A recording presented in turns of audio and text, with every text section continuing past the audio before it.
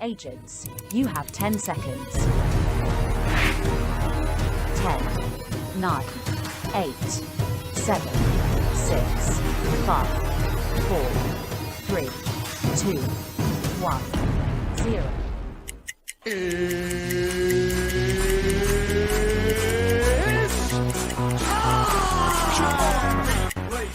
Second, 2 out, Palmero over the head of Jenks. Uribe charges, throws, out! And the White Sox have won the World Series. Open, Chicago with the lead. Chicago Bulls have won their 6th NBA championship. Under it, and to the middle with the 15, to the 20, breaks free of the 25, to the 30, to the outside, 40, midfield, 40, 30 to the coast, 20, 15, Hester 5, touchdown Bears! Third time in 6 seasons, it's one goal achieved. The Chicago Blackhawks win the Stanley Cup. Right. A little bouncer slowly toward Bryant. He will glove it, throw to Rizzo. It's in time, and the Chicago Cubs win the World Series. What up, what up, what up? Welcome to Shawn and Maya in the morning on this TGI Mickey Ficky Friday. It's the weekend, baby. And I'm your boy, the SuperBack, Shawn Sierra, and I am fired up. Let me tell you something. Woo-wee, I feel good today. Man, listen, if you're watching us on Facebook Live, well, then I guess you found us on Facebook. And if you're not following us on Facebook, what? Listen. Go to Facebook, type in Sports Zone Chicago, click the like button, and now you're following Sports Zone Chicago. Simple. But wait, there's more. Go to the show's page. Go to Shawn and Maya in the morning. Go to Shawn and Maya in the morning's Facebook page, like that, and now you're following the show's page on Facebook as well. Now, if you're watching us on our YouTube channel, excellent. And if you're not subscribed to our YouTube channel, for real, listen, go to YouTube, type in Sports Zone Chicago, click the subscribe button, and click the notification button. That's the little bell right next to it, okay? That'll let you know anytime a show from Sports Zone Chicago is going live. Get it? Got it? Good. Now, if you're watching us on our app, yay. If you didn't know we had an app. Come on now. What is wrong with you? What your problem is? Listen, we have our own mobile app. All right, so do us this favor. Wherever you get your apps from, all right? Wherever you get it from, whether it's iTunes, Google Play, Amazon, Walmart, Kmart, 7-Eleven, Zayre, Zemsky, Macy's, Montgomery Ward, okay? Wherever you get your apps from, you go there, you download it, you download Sports Zone Chicago, you take us with you on the go. So not only do you get Shawn and Maya in the morning 3 days a week, not only do you get our other live shows throughout the week, not only are they archived there like they are on Facebook and YouTube, but guess what? We give you a slew. And I mean a slew of articles, thanks to my man Clarence Council III. Big up to Clarence for keeping you abreast of all articles Chicago sports related.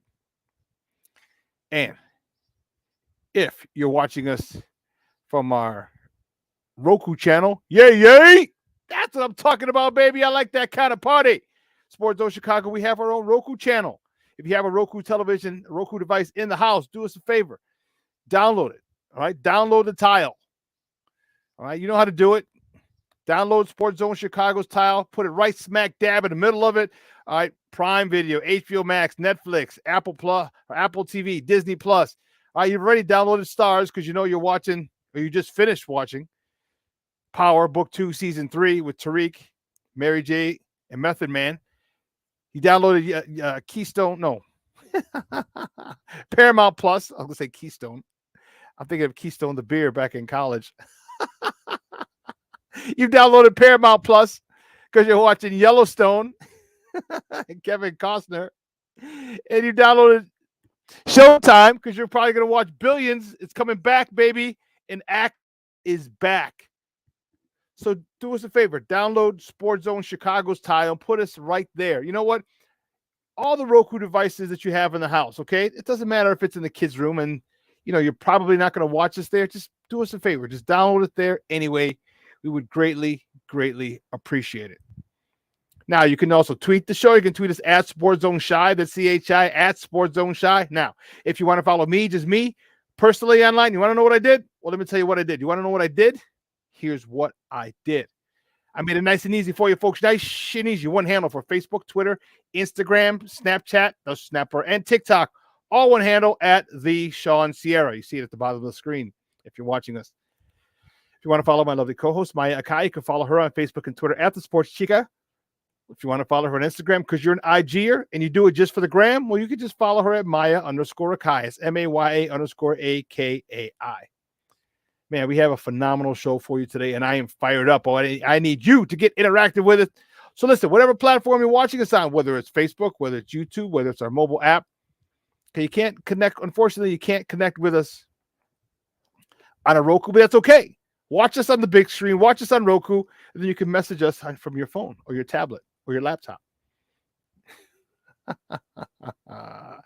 Listen, leave a question or comment on that particular platform. It'll come up here. We'll get it up on the screen. We'll incorporate it into the show. And guess what?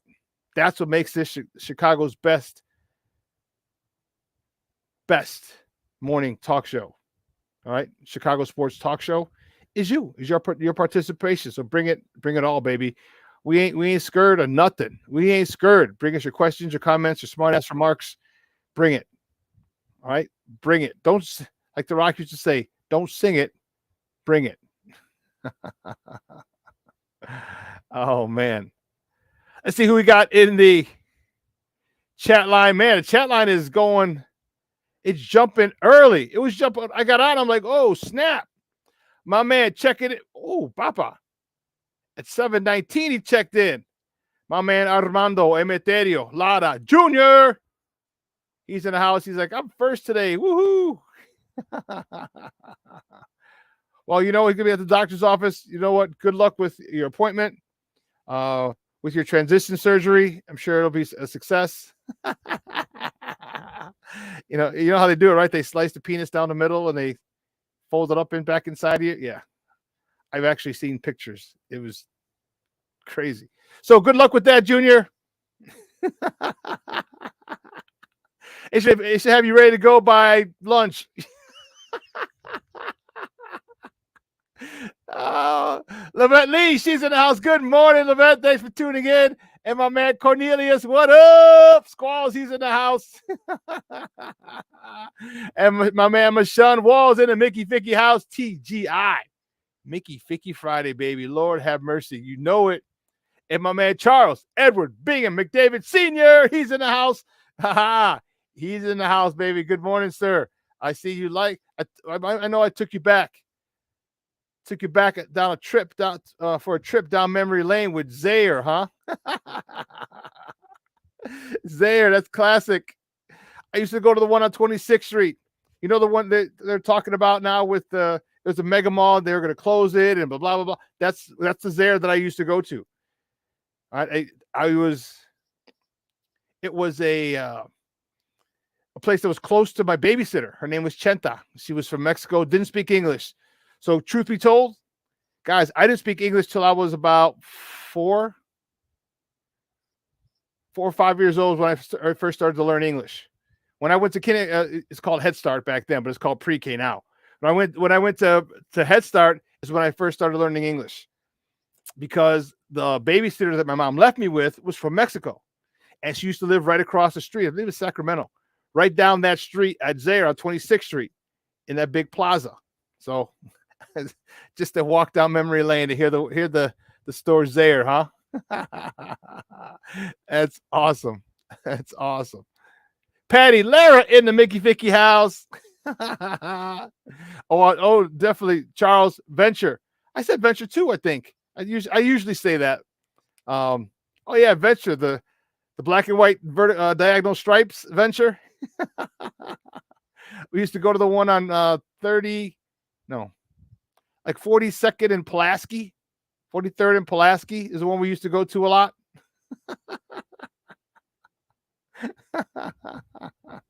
So no, I definitely will not forget Venture, Charles.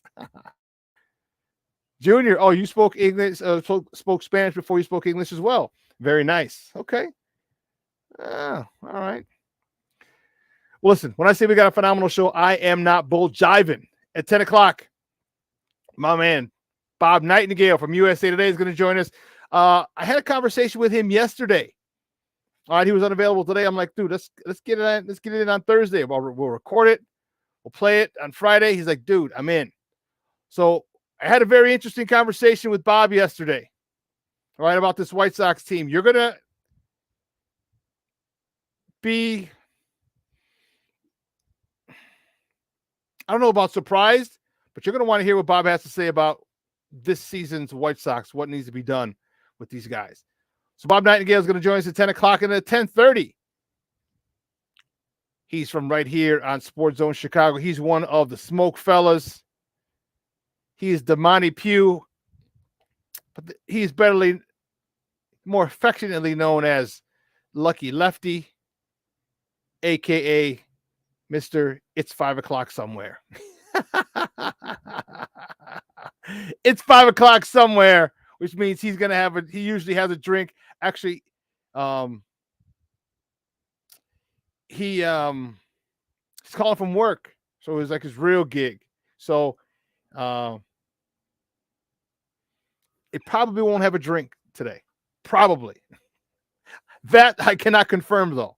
I cannot confirm that he will not have a drink.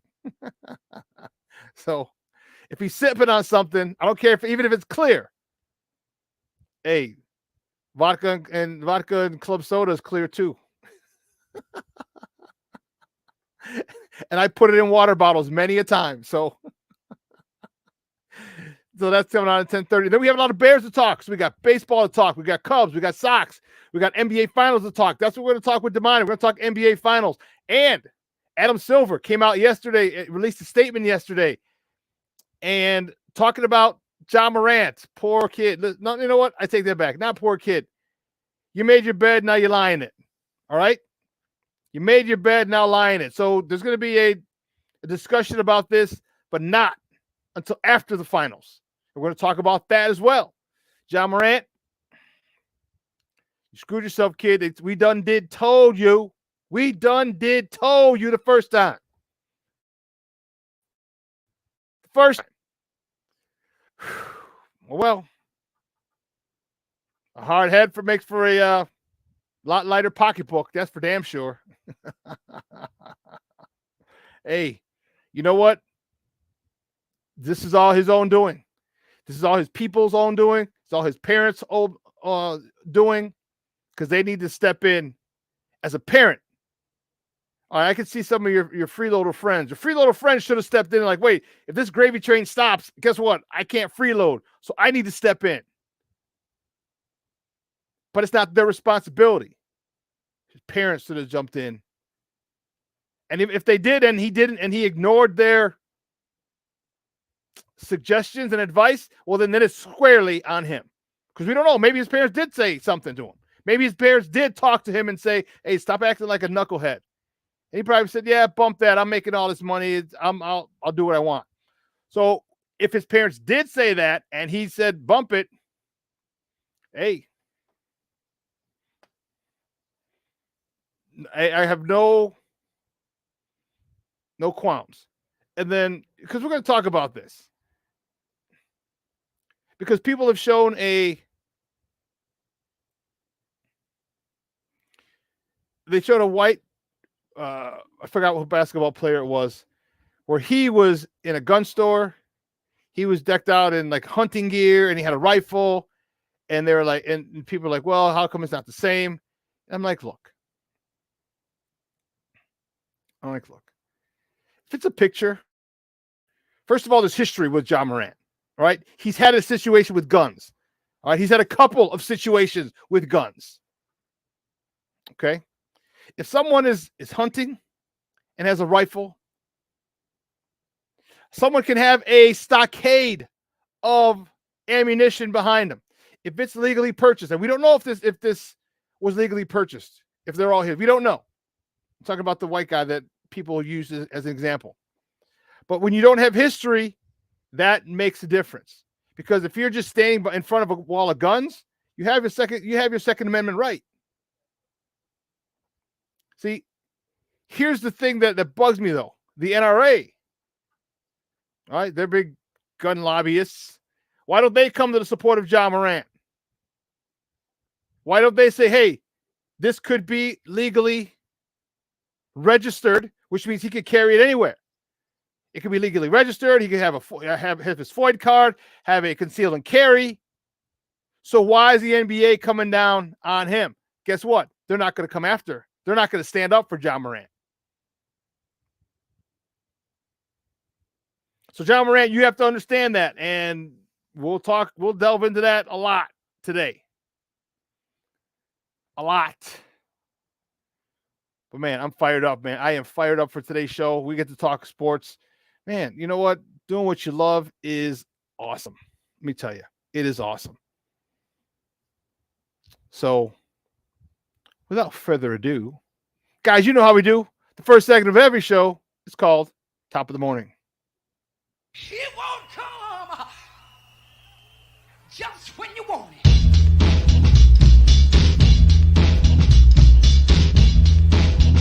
Top of the morning to you. What's the hat? Top of the morning to you. What's the hat? Top of the morning to you. Woo-hoo. Let's check it out. Check it out. The first top of the morning topic. Where do we go? Where do we go? You know where it is. The good guys. Both the Cubs and the Sox were off yesterday. So today, the good guys, they opened a 3-game set at home against the Detroit Tigers. Mike Clevenger's on a bump for the good guys. He's 3-3 with a 4.56 ERA. He's going against Reese Olson, who's 0-0 with a 0.00 ERA. The White Sox need to start making some moves. The White Sox need to stop playing around. Stop playing around with these busters. I know we're busters too because our record says that we are, but stop playing around. All right, we're in 4th place in our division. We're 8 games back. Okay, Detroit is 3 games back. Detroit is 26-28. They're under 500 just like we're under 500, except they're 2 games under. We are 12 games under. It's a damn shame. The only team it's that in our division when it's over 500 is Minnesota, and they're only 4 over. Look at the rest of the American League. Tampa, 22 games over in the American League East. Texas, with Bruce Bochy, 15 games over as they lead the American League West. In the National League East, Atlanta's 10 games above 500, leading the East. The National League Central, weak just like the American League Central. Milwaukee is 29-27, 2 games above 500. And in the West, Arizona and Los Angeles are tied. They're both 11 games over, 34-23. So as you can see, the American League and National League Central are crappy. But it doesn't mean doesn't stop the White Sox from having to take care of business that they need to take care of. Okay, this is a team that you can handle. This is a team, unfortunately, that's given us a lot of problems. Mike Clevenger needs another good outing today. And we need timely hitting. That is what we need, timely hitting. So hopefully Clevenger doesn't give it up early. But my goodness, that has been really, really frustrating, is our inability to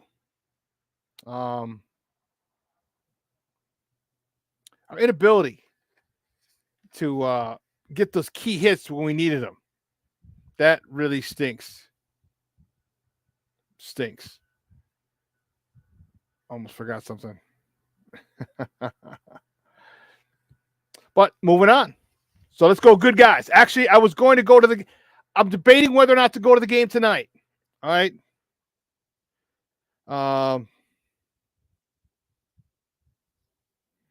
It's house music night tonight at Sox Park, but I have a lot to do today.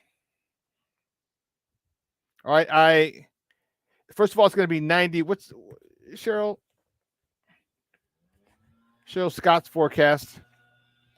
So we're going to 92 today. It's going to be higher. It's usually higher away from the lake. The lake cools it off a little bit. So I'm going to go to the park. I'm going to go to the water park here in Orland. I think I mentioned that to you. the other day. So I'm going to do that. I might do some laps. It'll be the first time I'm doing laps in a while. Am I going to want to go into the Sox game? Either drive into the city or take the train into the city? Because I'm going to the Sox game tomorrow. I actually got to get my ticket today. I'm just going to get the bucket hat. The bucket hat, I'm excited about it. I'm really, really excited about it. The bucket hat. Remember I told you I'm not going to go unless it's a pretty cool giveaway. And this one is. It's a pretty cool giveaway. So I'm looking forward to getting that tomorrow. So do I want to go 2 days in a row I don't know. It's just a lot of work, It's a lot of work. And I don't know if I'm 2 days in a row down to Sox Park because they're not playing good baseball. If they're playing better baseball, it would be easier for me to say, you know what? Yes, I'll go. But I got people who are going to the game tonight, people going to the game tomorrow. So I don't know. We'll see. But we'll keep it moving on. Next top of the morning topic. The Cubs. The Cubs travel to San Diego for a 3-game set with the Padres. Jameson Taillon trying to get on track. He's on a bump today for the Northsiders. He's 0-3 with an 8.04 ERA. He's going up against Michael Waka. Sorry. Michael Waka. Padres. He's doing a little better on his new team. If he came over from the Cardinals, he's doing better with the Padres than Jameson Taillon is. He's 5-1 with a 3.45 ERA. The Cubs as well. They need to get their head out of their tails and they're tied for last place. No, actually, I shouldn't say they're tied. They are in last place by percentage points. All right, St. Louis has played 2 more games. They've won 1 more game and lost one more game. So the Cubs are in the cellar. And you know how crazy that is? They are only 4.5 games out of first place. 4.5 games out. So this is by no means over. The Cubs need to get their act together.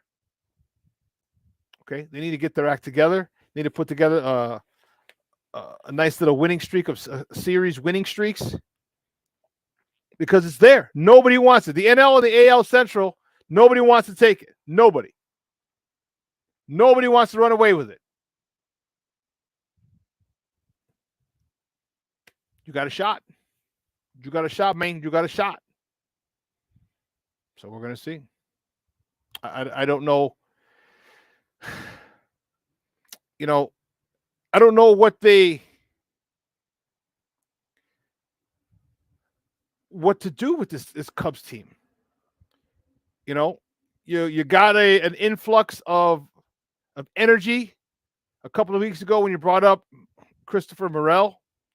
He broke camp in AAA, and he came in, man, like a bat out of hell. He was on fire. His hair was on fire. He was hitting homers left and right. Now he seems to have cooled off a little bit. The pitching, the professor looked good his last outing. Okay, but you need, Stroman looked good. Tossed a no-hitter against the Rays, the best team in baseball. But can he do it again? Where's the consistency with the Cubs? Where is their consistency? Because without that, it doesn't matter. It won't matter. Because the Cubs, because Stroman is Taillon tonight, Drew Smiley tomorrow, because they're playing a 4-game wraparound. All right, they finish up on Monday in San Diego. So Taillon's tonight, Drew Smiley's tomorrow, Marcus Stroman's back on the bump on Sunday, and then the professor, Kyle Hendricks, is on the bump Monday to close it out.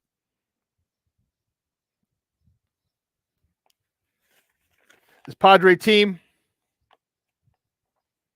okay, they are 26-30, vastly underperforming, just like the Cubs. So they're equally yoked. Can they get some timely hitting? Can they get some good pitching down the stretch? All right. It boggles my mind. And it's not just the Cubs, it's the White Sox, it's Major League Baseball in general. All right, if we can get 5 innings out of these guys, 5.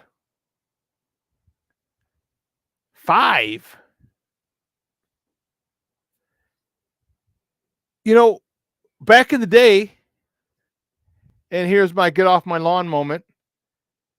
You weren't going in any less than 7. You're going into the 8th. You're going 7+ before they brought in a bridge guy and then the closer. And even before then, hell, they wouldn't even have a bridge guy. They would have, you'd go 8. You'd go 8+ or 7+. If they had to, if you couldn't get out of the 8th, then they'd bring in a closer for a 4-out save or even a 5-out save.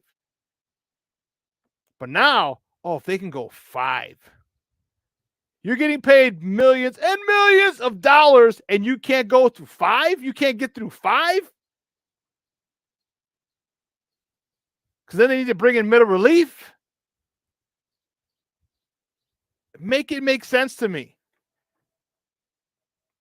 You know, pitching has become so segregated. By that, I mean you're a starter, a middle relief, or a closer. And you're trained that way. And if you're a starter and they say, hey, you know what? It's not working, then they're going to put you middle relief. And closers, that's a special breed. That is a special breed. Not everybody can be a closer. Not everybody has the cojones to be a closer. Those last 3 outs, 25, 26, and 27 in a Major League Baseball game are the most difficult to get. So it's only for a very select few. Very select. But like now these guys can't, with all this training and the advancements in technology, and these guys can't go 7 innings, 8 innings with strength training, with stretching, with recovery, with diet, with supplements. You can't go 7 innings once every 5 days. But you had guys smoking, God bless his cigarettes in the damn dugout, taking one more drag before they went back on the mound to start the 5th. And go 120, 130 pitches so they can get their 7 or 8 innings, 7+ innings. I don't know, man. I don't know. Please, make it make sense to me. Por favor, eh? Well, listen. Let's take a quick break. Pardon me. On the other side of the break, we have more top of the morning topics, so don't go anywhere, folks. Keep it locked right here. Shawn and Maya in the morning on Sports Zone Chicago.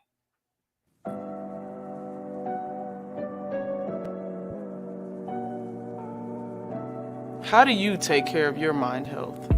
For my mental health, I meditate in the mornings. I have my dogs.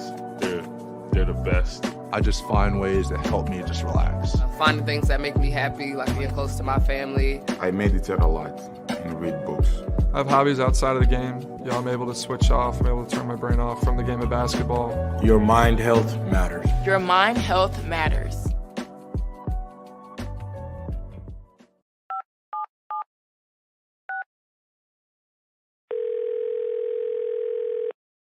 Yeah, hello. I'm really not sure if this is what you all do, but I really don't have anywhere else to turn. Hi. I don't even know why I'm calling right now. I'm sorry. My thoughts are going a mile a minute. My kids are out of state. My buddies from the Army are all gone now. I'm really alone. I left the service last year. My mom just passed away a few months ago. I miss so much time with her. I keep getting calls about the bills, and I'm trying to get a job, but I feel so stuck. Okay, ma'am. I'm glad you called. Okay, sir. Let's stay on the line and walk through some things. Thanks. Okay. Thanks a lot. Thank you. Hey, it's your boy, the SuperBack, Shawn Sierra, and be sure to follow Sports Zone Chicago on all social media platforms on Facebook, Instagram, and our Roku channel. You can find us at Sports Zone Chicago, and on Twitter, we are at Sports Zone Shy. Also, be sure to download our mobile app so you can take Sports Zone Chicago with you on the go.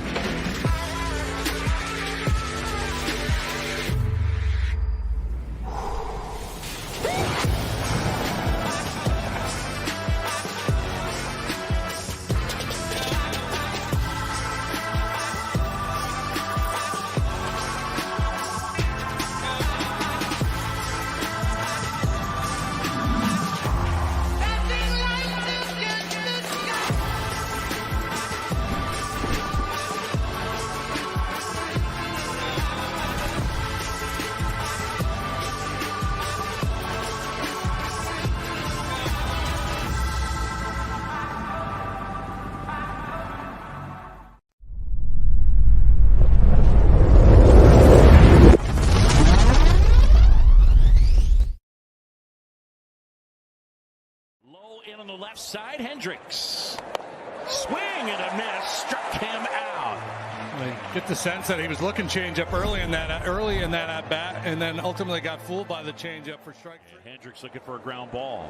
Lau hits the ground ball at the middle. Diving play, Horner. And then it spills out of his glove. Runner coming home. Swanson. Throw, tag. Ow! Oh boy, it's close though. Yeah, it is.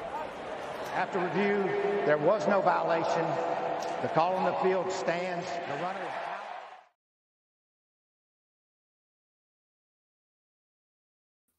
No, welcome back to Shawn and Maya in the morning on Sports Zone Chicago. Those clips courtesy of the Marquee Network. It was the Cubbies a couple of days ago. Last game before they took off. Headed to the sunny and 70s. Forever, eternally sunny and 70s San Diego for their 4-game set.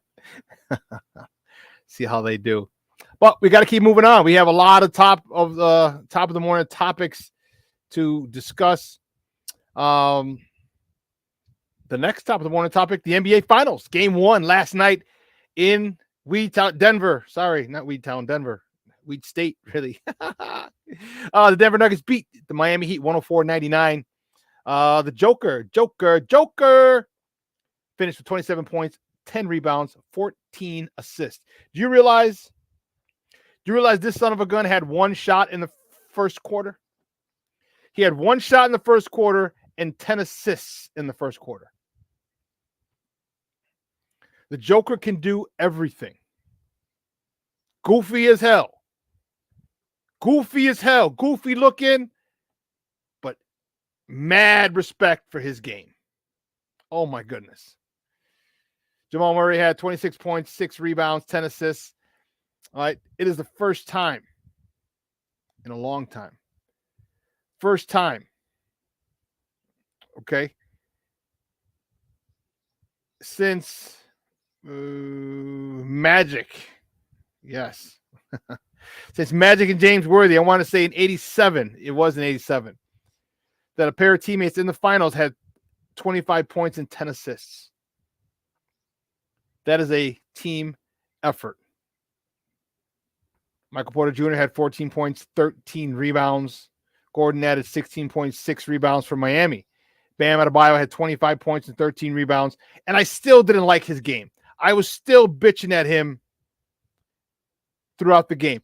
And trust me, it's not because of him they lost, even though I was bitching at him. It wasn't that.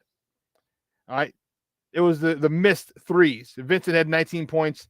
Jimmy buckets. All right, Jimmy, listen. You had 13 points. There's a couple of things that really bothered me about this game. We're going to talk more about it today at 10:30 with my man Damani with Lucky Lefty. We're going to talk about this game. And two things that bug me. Okay? This cannot happen again. This cannot happen again. Caleb Martin and Max Strus. Payless' own Max Strus. 1 for 17 combined for field goals. Are you kidding me? You freaking kidding me? You're serious about that? You're serious about that? And you're looking at this, and they're big three, the people, the undrafted guys. All right, Strus, Robinson, Martin, they were from three-point land. They were 2 for 16.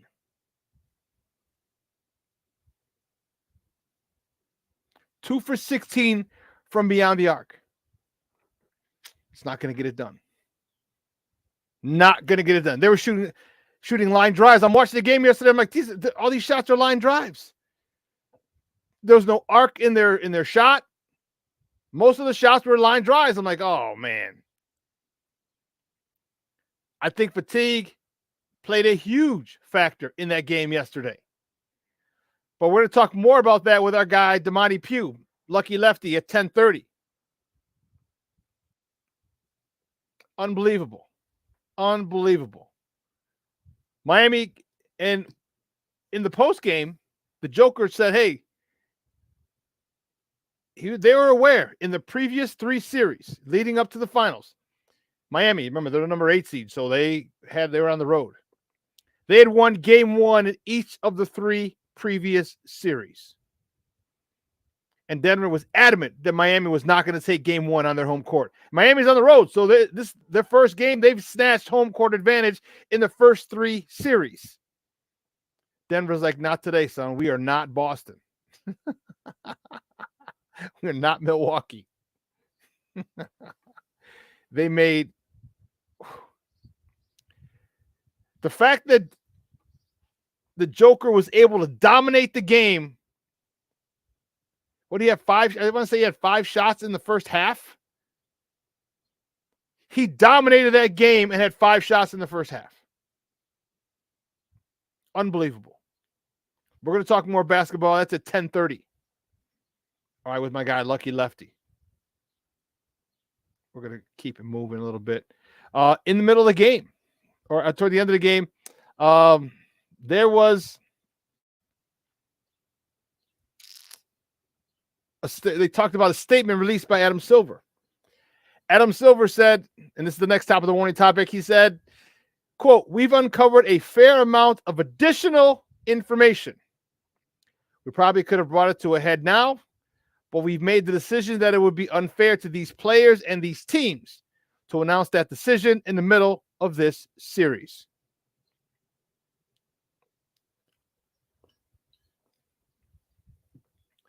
So what that means is, Ja, we'll see you in a couple months, if at all, this season. What he said, and this is what the NFL does. The NFL, the week leading up to the Super Bowl, because remember, there's 2 weeks between the championship Sunday and the Super Bowl. The second week, the week leading up to the Super Bowl, there is no news. You cannot announce a coach's hiring. You cannot announce anything. Nothing is going to take away from the Super Bowl. Nothing. And the NBA follows suit. In the middle of this series, they are not going to talk about Ja Morant. They do not want Ja Morant to hijack the attention of this series. The storylines are pretty good. You have the team who is in their very first finals in franchise history. We're talking about the Denver Nuggets. And then you have a team who's the number 8 seed who actually lost their first playoff or play-in game and then ran the table to get to the finals. Storylines are there. Storylines are there. You do not want to overshadow it by this knucklehead, Ja Morant. I respect it. I applaud it. It is definitely the right thing to do. So, taking bets. 10 games, 20 games, half a season, full season. What is he going to be suspended? And the key word, let me bring that back up. The key word is the first sentence in this slide. We've uncovered a fair amount of additional information. Come on, man. Come on, man. If this additional information is bad, which I assume it would be, but you should never assume. You know what happens? You make an assumption. You make an ass out of you an umption.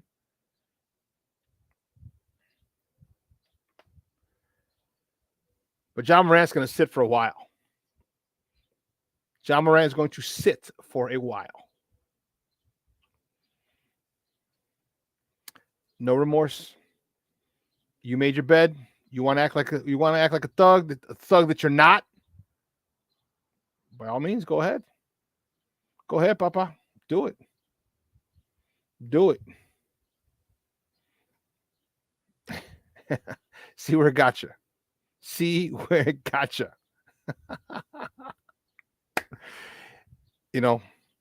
Some of you who are parents, you guys are watching who are parents. How many times do you tell your kid to do something or not to do something, and they had to do it anyway? How many times have we, as children, when we were kids, that our parents say, don't do this, it's not good, don't do this. We're like, we're done.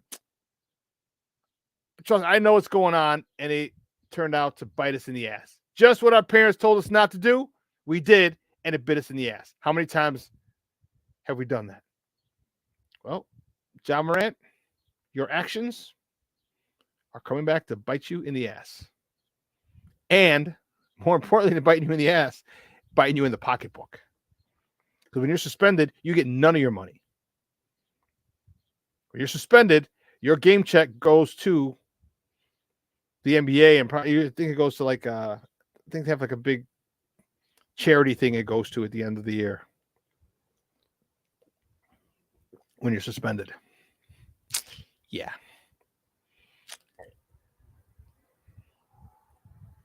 Not good.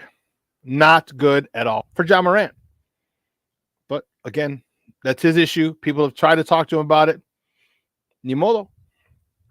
Okay. The next top of the morning topic, our guy Kaner. All right. Free agent and former Chicago Blackhawk superstar Patrick Kane underwent hip resurfacing surgery yesterday.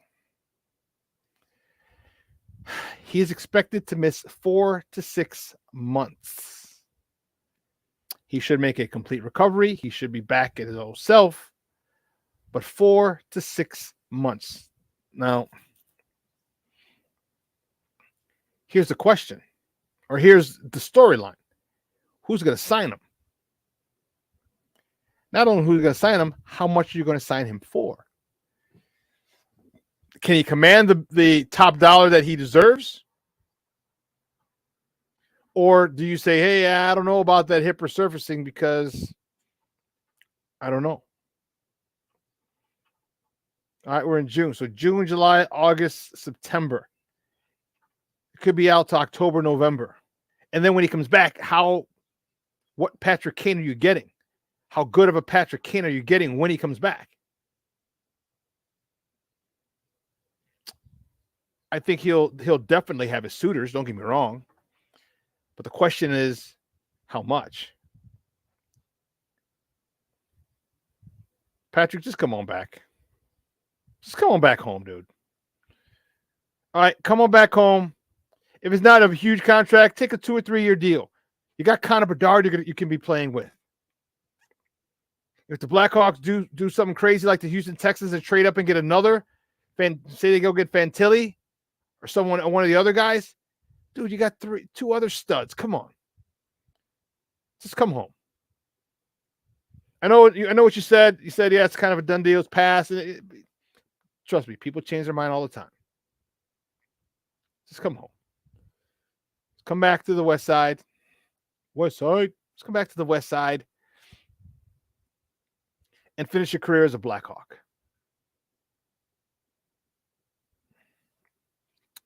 We'll see. We will see. Excuse me. The next top of the morning topic, the Bears. Bears had some OTAs, their second round of OTAs. Okay, they finished up this week at Hallis Hall. And let me tell you, there's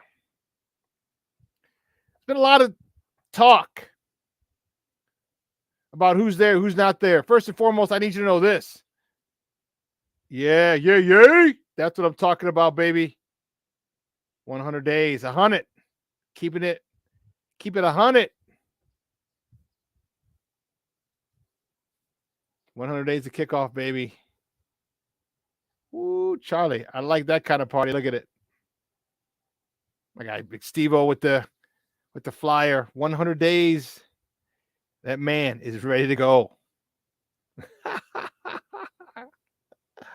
But there's some people who weren't there. Jaden Johnson wasn't there. And a lot of people they're up in arms. And this is why you don't listen to everybody.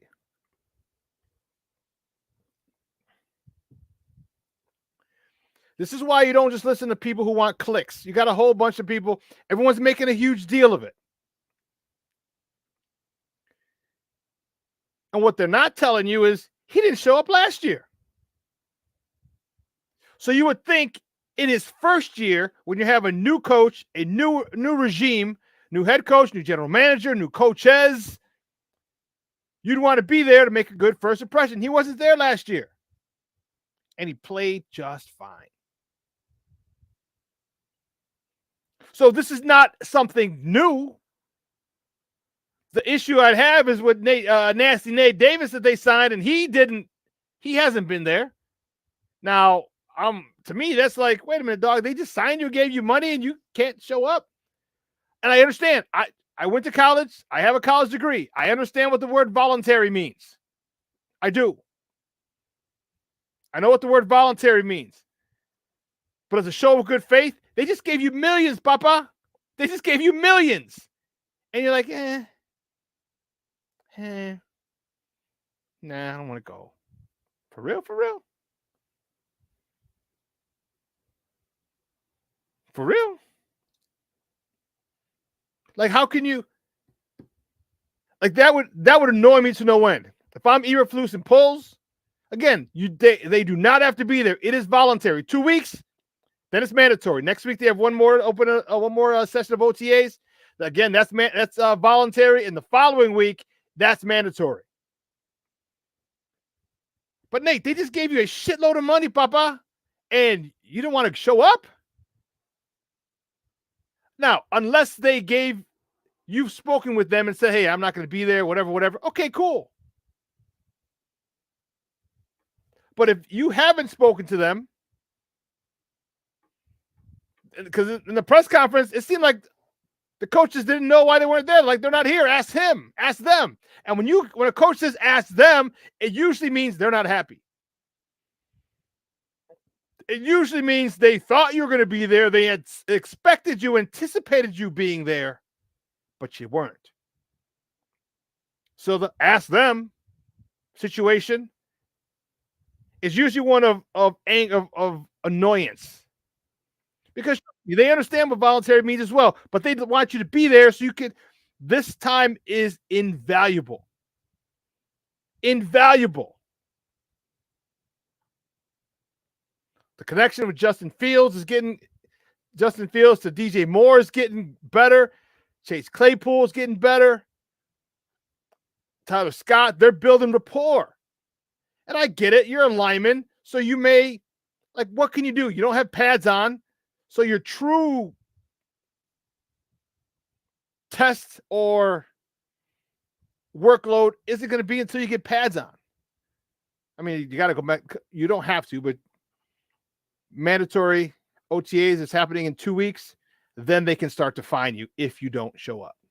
You don't have to show up. They're just going to fine you. It's like in life, there's choices. But that was the one that annoyed me the most. Like, wait a minute, Papa, they just gave you all this money.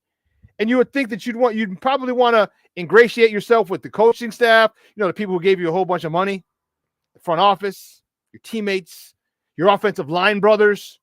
Because for those of you who don't know, the offensive line is a fraternity in that fraternity of football players.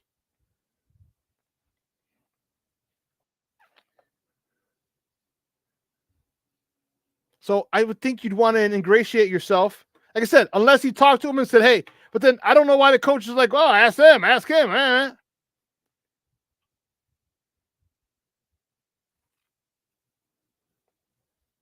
And, Jalen Johnson was gone, but he's in a contract year. And they just drafted 2 cornerbacks, and they're talking these cornerbacks are playing well.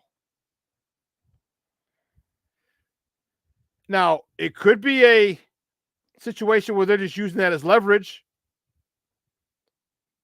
Could be. Could very well be. You got Tyreek Stevenson, you got Terrell Smith. Those 2 guys have played very well. And you still got Kyler Gordon from last year, who in the slot.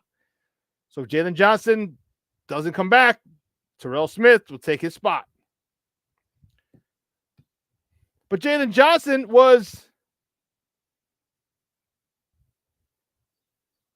he wasn't there for a reason. All right? He wasn't there for a reason. On the 4 Letter Networks podcast, Keyshawn, Jay Will, and Max, they asked him. Here's what he said. How you feeling about where the team is right now?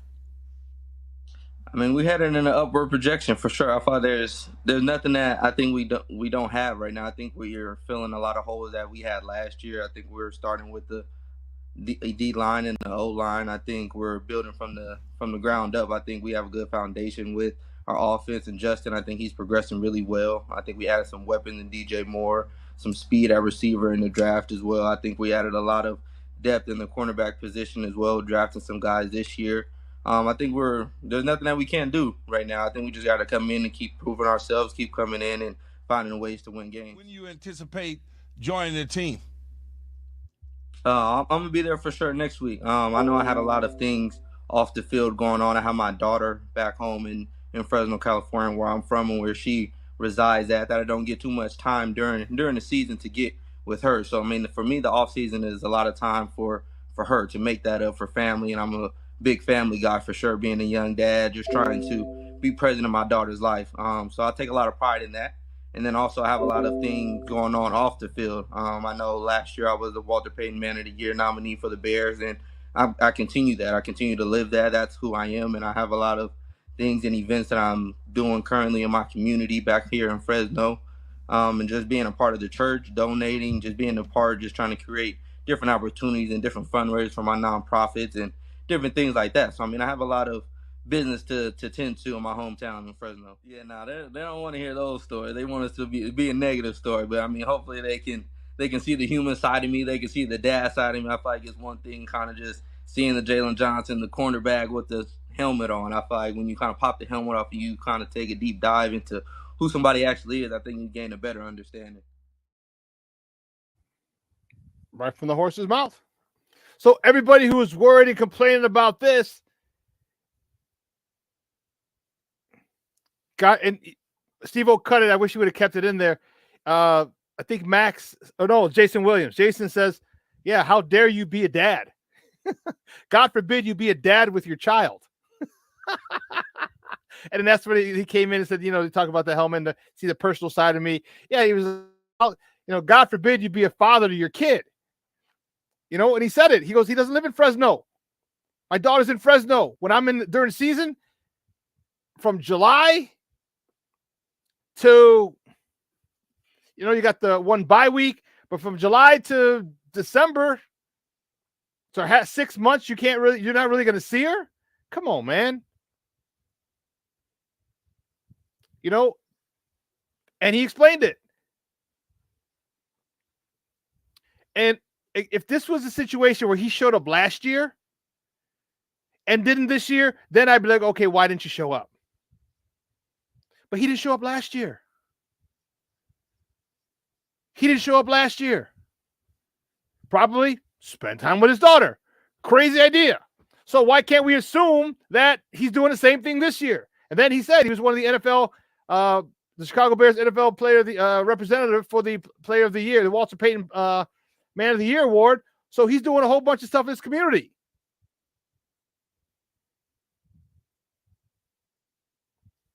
So you heard it from his own, right from the horse's mouth. I'll be there next week. So this upcoming week, he should be there. Shut everybody up. See, I know we love the Bears. I love the Bears. But sometimes people just get too obsessed with the Bears. Hey, here's what he said. Here's what he said. Did you hear the tone? Did you hear this? Did you hear that? He came out 36 seconds late. What does that mean? Does that mean he doesn't care? He doesn't care about his teammates? He doesn't care about the franchise? Like, dude, chill out. These are people. These are people who have lives, who have children, who have families. And if something is not mandatory, and he did this last year, don't trip this year. Now, if he misses mandatory this year, then we trip. But there's nothing here. People are pulling shit out of their ass or making stuff up when it doesn't need to be made up. Why is he here? Is he mad about the contract? Oh, they drafted 2 cornerbacks. He's going to be out. Relax. Take it easy, man. Take it easy. This is the part where the annoying fans come in. The annoying writers come in. People who cover the team. Why isn't he here? Oh, my God. What did he say? Dude, relax. Relax. Freaking lax. My God. So he'll be here next week. You heard him say, and he wasn't, if you heard his tone, he wasn't combative. He was like, oh, I'm hanging with my daughter. And I got stuff in the community I got to do. It's about, the hell. Relax. It's okay. It's okay. Deep breath. Exhale. Deep breath. Exhale. Simple. Take it easy. We got to take a quick break. And on the other side of the break, we have more top of the morning topics. We'll probably talk about those at the end. There's one I really, really want to get to. I really, really want to get to this one and talk about it. It's sure is a sign that you're getting old, man, and shit's happening, and man, it's in this one, this next top of the morning topic, which we'll probably have it later because we got the interview with Bob Nightingale coming up next. It hits home. It hits home big time. This will be the fourth person in my life, in my career, that this has happened to. So we'll talk about that probably in the 11:30 segment, the end of the last segment of the show. I wanted to get it in today, but I was just talking too much. I need to shut the hell up. Listen, we got to take another break. On the other side, we got our interview with Bob Nightingale. Don't go anywhere, folks. Keep it locked right here. Shawn and Maya in the morning on Sports Zone Chicago.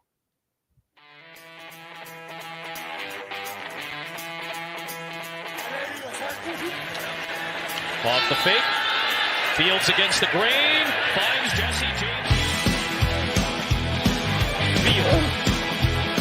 With time. Delivers down the field.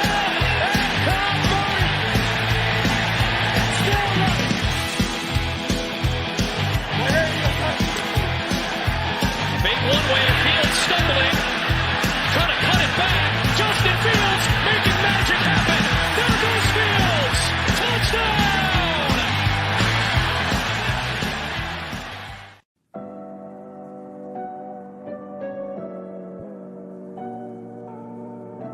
How do you take care of your mind health? For my mental health, I meditate in the mornings. I have my dogs. They're the best. I just find ways that help me just relax. Finding things that make me happy, like being close to my family. I meditate a lot and read books. I have hobbies outside of the game. I'm able to switch off. I'm able to turn my brain off from the game of basketball. Your mind health matters. Your mind health matters. Hey, it's your boy, the SuperBack, Shawn Sierra, and be sure to follow Sports Zone Chicago on all social media platforms. On Facebook, Instagram, and our Roku channel, you can find us at Sports Zone Chicago. And on Twitter, we are at Sports Zone Shy. Also, be sure to download our mobile app so you can take Sports Zone Chicago with you on the go. Everybody in a work zone is someone somebody. This is my mom. She works for KDOT. This is my dad. This is my mom. This is my daddy. This is my sister. This is my daddy. This is my son, Scott. He was killed while working in a highway work zone. When you drive through a work zone, drive like a life depends on it. Because it does. Order up. When I want to give up, I try to focus on getting to the next minute, then the next hour, and the next day. It might not seem like it right now, but there are people out there like me who want to listen and support you for the long haul. And I found someone to talk to, someone who listened. You are not alone. Hey, this is Dr. J, and I listen to Shawn and Maya in the morning.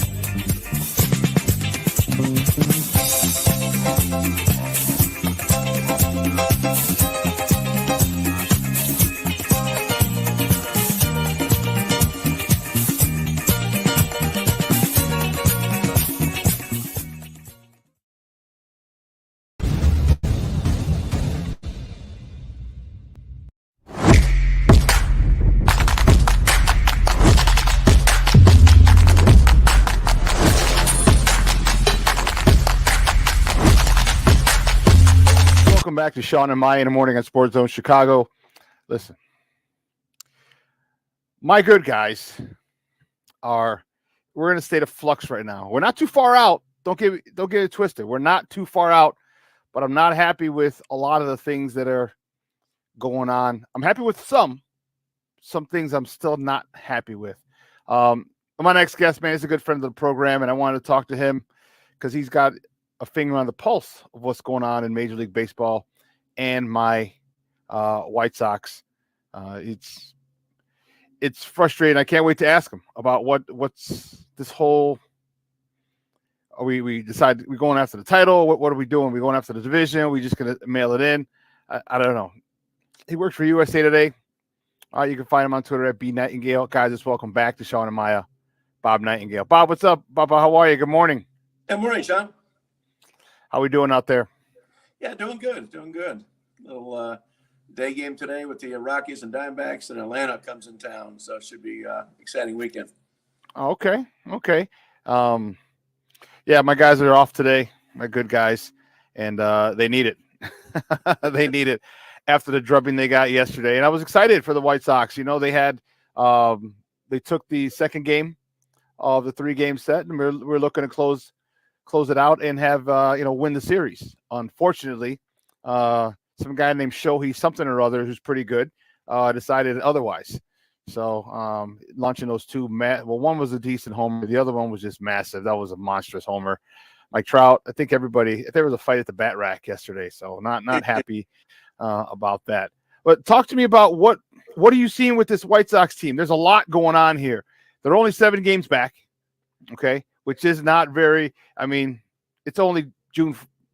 It's only the beginning of June, so it's not inconceivable to see them come back. But the division is very weak. Is there still a chance? What are you seeing from my good guys on the South Side? I'll say this, Shawn. Every White Sox fan should issue a formal apology to Tony La Russa. He deserves another Hall of Fame plaque for even winning with this bunch. It's a mess. I mean, he's the only guy who's won there. I think they have no choice but to just trade away parts. It's not working. Didn't work on La Russa at the end. Working on Miguel Cairo. This has been a disaster under Pedro Grafal. So I don't see a change. I know you're saying 7 games out, but there's nothing that indicates they're going to get anything going. It's just a wrong mix of guys in there. You know, and that was the thing that's the problem with my White Sox. As soon as they give you hope, they reel you back in, because I had written them off, Bob. I'm like, all right, I'm not going to any more games. I'm not giving you any of my money unless there's a really cool promotion. Like last Saturday, I went for the track zip up, which is really dope. But I'm like, I'm not going to any other games. I'm not spending, $15, $16 on a beer. All right, I'm not doing it when this type of product is here. All of a sudden, they go and they win a little bit. I'm like, well, maybe. And then now they have a chance to win a series against a decent team, or at least continue to stack series, and they don't do it. So they're very frustrating to me and the Sox fans in that respect. But one of the things that I had said after the season started was it a mistake to bring in Grifol? And here's why. With an underperforming veteran team, you're getting a rookie manager. Now, the rookie manager has no clout. He's been a bench coach, and there's no disrespect to him. It's just he doesn't have the resume. All right, he can't walk in with like a Joe Girardi, or like a Madden or a Guillen, and come in and say, hey, listen, this is how we do it, because they have resumes that demand respect automatically. Your thoughts on a rookie manager with an underperforming veteran team? Well, I agree. I mean, that was my question on White Sox. I know people like him a lot. He got passed over 3 times by the Kansas City Royals. The Royals know him better than anybody. He's been the staff for, been in the organization for 15, 20 years. Why didn't these guys hire him? Never did. I would have hired Bruce Bochy. I thought Bochy had been a perfect fit. Look what Bochy's doing now with the Texas Rangers. It's unbelievable that this team's in first place, and all the changes been made is just because the one guy, the manager. So, we'll see what happens. I'm not sure anybody could win with the White Sox the way it's set up. Like I said, I just think they got to start trading away pieces. I'm not saying a massive rebuild, but it's embarrassing. I mean, they did the rebuild. The window stayed open for a year and a half. Now look at the team. Yeah, they're a shell of the form of what we hoped that they would be. These guys were having a lot of fun under Ricky Renteria. That was the one thing. They were having a lot of fun, and I think that's what excited the fan base. All right, they hit homers, the bat flips, the whole, the come from behinds, it was just the excitement, the youthful exuberance. And then the 2 years with Tony, it seemed to change a little bit. The aura seemed to change. It seemed more business-like than fun. And then this year, I don't think that they didn't gravitate or respect. I don't want to say respect. Man, what word can I use? I don't think they gave as much respect to, I guess I have to say it, to Grifol as possible. He came in with a great attitude. I love what he said. I love what he did. But again, he didn't have that resume. Who would you think that they probably deal first? Is it TA? Is it Yo-Yo? Is it Eloy? Is it Lubob? If you're going to start trading pieces, which I said they might have to, who would you lead with? Probably lead with Tim Anderson. Going back, I mean, under Lurson, that first year they won 91 games and ran away with the division. So It was a good team, but just the mix was. Then they, didn't kind of add some pieces and subtract some pieces. I would start with Tim Anderson. He's got the most trade value. Got him for 1 more year at $14 million, cheap price. Next, Lucas Giolito. I can bring him back anyway. He's pitching better, so he's got some value. Grandal, at least you can dump, part of that contract, not all of it. All those guys, there's no trade value. I mean, Moncada's not any trade value. Jimenez, no trade value. You're not going to trade, Luis Robert. You're not going to trade Dylan Cease. So all those guys just don't have that value. So you got to trade away the guys that do. And make some good trades in the offseason. And, the farm system hasn't produced. I mean, look at a team like the Los Angeles Dodgers. They draft, almost last every single year. But yet they produce players year after year after year. They do, and they're one of the organizations that I envy because of the ability not just to draft, because drafting, that's only half the equation, but developing, that's probably more important than drafting, because you can, what you get out of these players is how the big club is going to be. It's the lifeline of an organization, and the way that they develop these players is crazy. Them, Kansas City does it well. Kansas City just doesn't pay him. Once you get good, like, you got to go. Yeah, But them, the rest, Dodgers and Atlanta and St. Louis, those three teams stick out. But just like you said, Shawn, I mean, these teams are always drafting toward the bottom. It's not like they have the best scouts, but they develop better than anybody else. The pitching staff has been better. Lucas Giolito, as you said, is starting to pitch well. I was very surprised. Lucas for me has been. I've been out on Lucas for the last season and a half. He's just, for me, he's just too soft, and I may sound like a get off my lawn type of guy at this particular point, but the mental fortitude of hitting a home run. You see the body language, give up a bad inning, the body language, the attitude, that can't happen. Who else is besides Cease, who's actually struggling? Who else would be worthy to get rid of as far as pitching? Because if you get a bit of a pitcher, a lot of teams will trade for a pitcher because pitching in the playoffs is paramount. Who do you think would be one guy that they could trade from that pitching staff, if any? Well, certainly Giolito. I would trade Joe Kelly. You get some stuff for Kelly. People are always looking for veteran relievers. Kendall Graveman. He's pitched a couple of the last week or two. Kelly's been pretty lights out, except for that one, his very last appearance. So he's been really, really hot. Yeah, so he's got value. Graveman's got value. They're not going to trade Liam Hendricks. Means too much organization. Front office, Jerry Reinsdorf, love him. I think he's untouchable. Remember now, next year is you get him for $15 million options or $15 million buyout. So you might as well, keep him around. And I mean, he's what that organization's all about. Lance Lynn, so I'm going to take a flyer on Lance Lynn. He just got too much veteran moxie. Pitched lights out during the WBC. Started coming around until his last start. But he's got some value as well. People know what he can do to a team, and kind of a clubhouse leader. Yeah. Okay. All right. Speaking of Liam, Liam just came back this past week. Talk to me about that. Man, it was exciting. I wasn't at the game. I did watch it, and man, you can feel the electricity just from watching it at home. Your thoughts on Liam Hendricks coming back pitching after 6 months ago being diagnosed with cancer? Yeah, he's made one appearance, and he's going to be comeback player of the year, no matter what he does. He's coming back from the cancer the way he has. Inspiration, just a great guy to have around. Great leader, and like you said, it's almost like what every organization should be about, but particularly the White Sox. What he and his wife do in the community. So a fan favorite, a player favorite, a media favorite. So no, it's a great inspirational story. Yeah, it is. Guys, we're joined by Bob Nightingale from USA Today, talking a little baseball, South Side, then North Side, right here on Shawn and Maya in the morning on Sports Zone Chicago. Yeah, it was emotional, man. And if anyone has ever dealt with, and most people have known someone who has cancer, and either they succumb to it or they beat it, it's a tough road. And to see him not just beat it, but get back to being a professional athlete, that's a whole nother aspect in itself. So it was really, really cool to see, really, really emotional. It was fun to watch that. And I hope he gets, I can't wait till he gets better. And by better, I mean baseball better. He's sure. Basically in spring training shape right now. So we may need him toward the end of the season. What are your thoughts of if the Bears, it's bear crazy over here. If the Sox don't start trading pieces, if the Sox do start winning, because first of all, they do have a lot of talent. They have the ability. They just haven't put it together. What are the chances that you have the White Sox actually coming back and taking this division? Nobody wants it.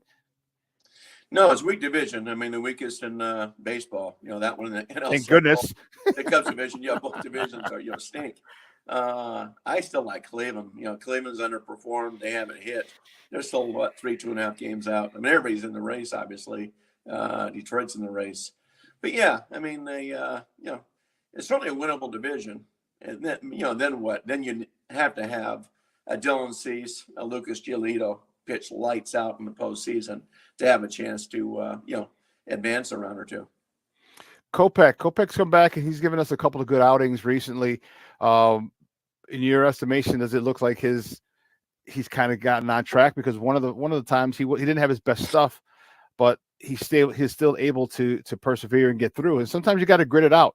All right, your number one pitch isn't working. Maybe sometimes even your number two pitch isn't working.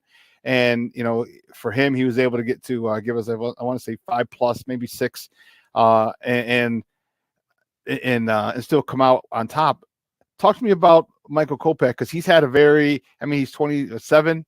He's had a limited amount of starts. We had a lot of high expectations for this guy coming out, and he really hasn't lived up to it. Has he? Do you think he's finally turning the corner? He's knocking the door. I mean, certainly has a talent. They've brought him along slowly with the arm injuries, everything else, all the things he's been through. He's the guy I would keep. They can probably get something for him. Everybody loves that talent. But if you want to have a chance to be, contend in 2024, he's definitely a guy I'd keep along with Cease, and go from there, build a rotation around those two guys. I just think they've done so much for him, been so patient. You hate to trade him and watch him, win a Cy Young award somewhere else. Yeah, they have been. He had the obviously the surgery, but then the personal issues that he had and off the field stuff, and they have been very patient. And you and me both, Bob. Trust me, I'd hate to see him go somewhere and be a key cog in a World Series winner, or God forbid a Cy Young. Speaking of Cy Young, our guy Dylan Cease finished second in Cy Young voting last year, and he's having a year not like last year. Can I say it's a bad year, or is it just that he pitched so well last year that he's actually decent, but compared to last year, it looks bad?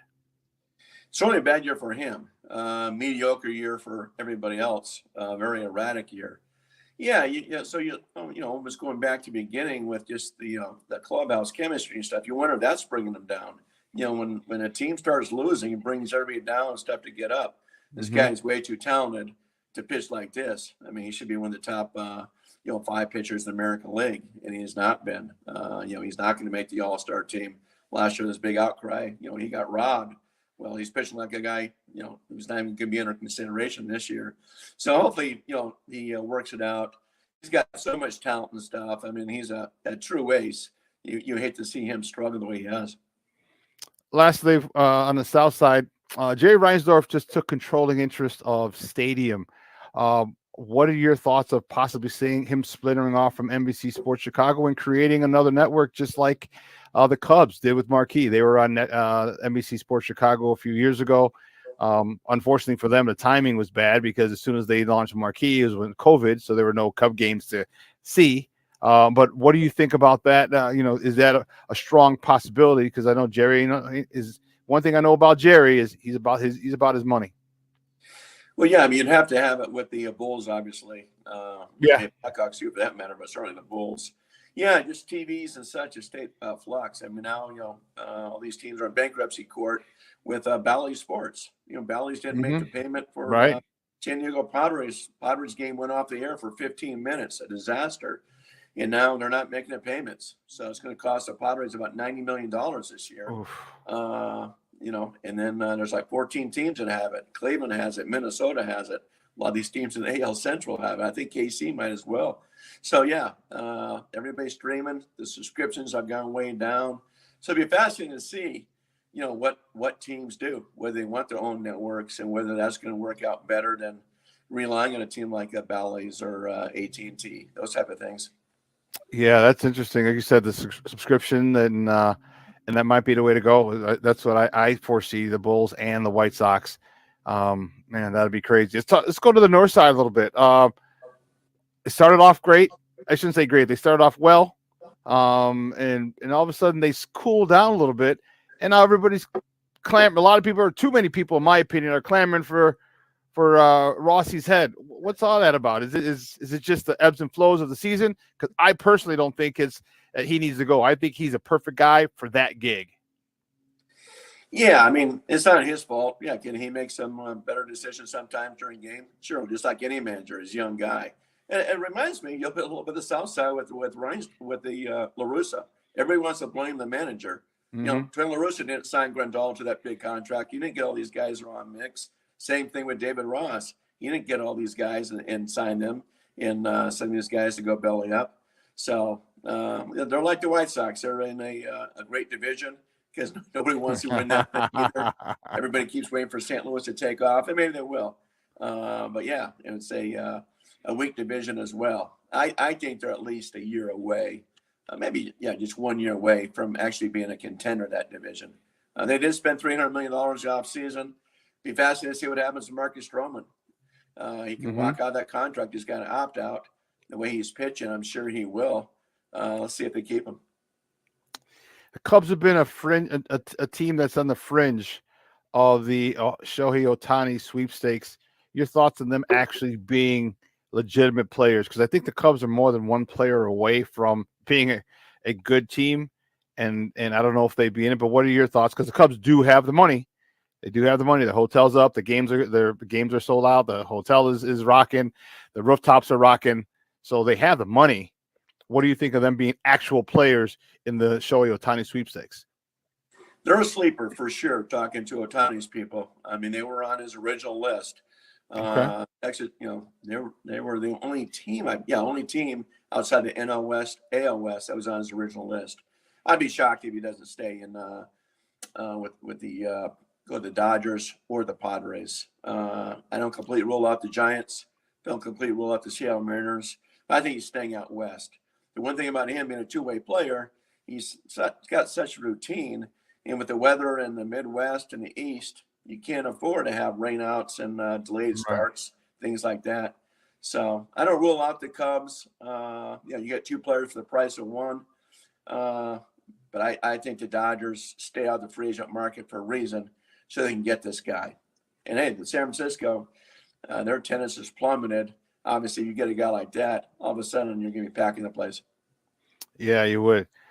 I don't think the Cubs are going to be real players in it. I just think you can he's going to command at least $500 million. So we're talking $500 million, and if he goes on, and you get a phenomenal player, you get a Cy Young, a guy in the Cy Young conversation every year, a guy in the MVP conversation every year.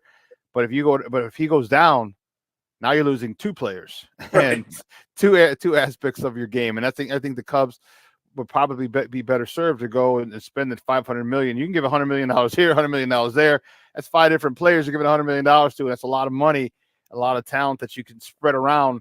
And I just think they're too far away. I think maybe if they were closer to being a legitimate contender, they might be real serious contenders in those sweepstakes. But I think they're just too far away, because Wrigley Field's still getting good crowds. I don't know about selling out every time, but they're pretty damn close. So they're definitely not hurting for money. Bob, I mean, same thing with Dodgers and Padres sell out every game too, so it's not going to make a difference there.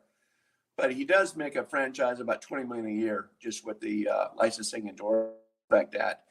Excuse me. So he brings in a lot of revenue, even though he's not going to sell extra tickets for Padres or Dodgers, or very few extra tickets. All right, Bob, great stuff, buddy. I appreciate it. Do me a favor, let everyone know where they can find you and your work online. Yeah, just at usatoday.com, or usually I'll tweet out my stories at B19 on Twitter. Thanks, Shawn. Hey, thank you. I saw you're in the Times. I think it was last week, and I meant to say, like, hey, I see they had your. It was an article you wrote. It was in the Chicago Sun-Times. Like, oh, my man Bob, I'm back in the Windy City. Hey, great stuff, buddy. We'll be in touch soon, man. Thanks. All right, my pleasure. Thanks, Shawn. All righty. That was my interview yesterday with Bob Nightingale. That was you heard it. He said he'd start trading pieces away.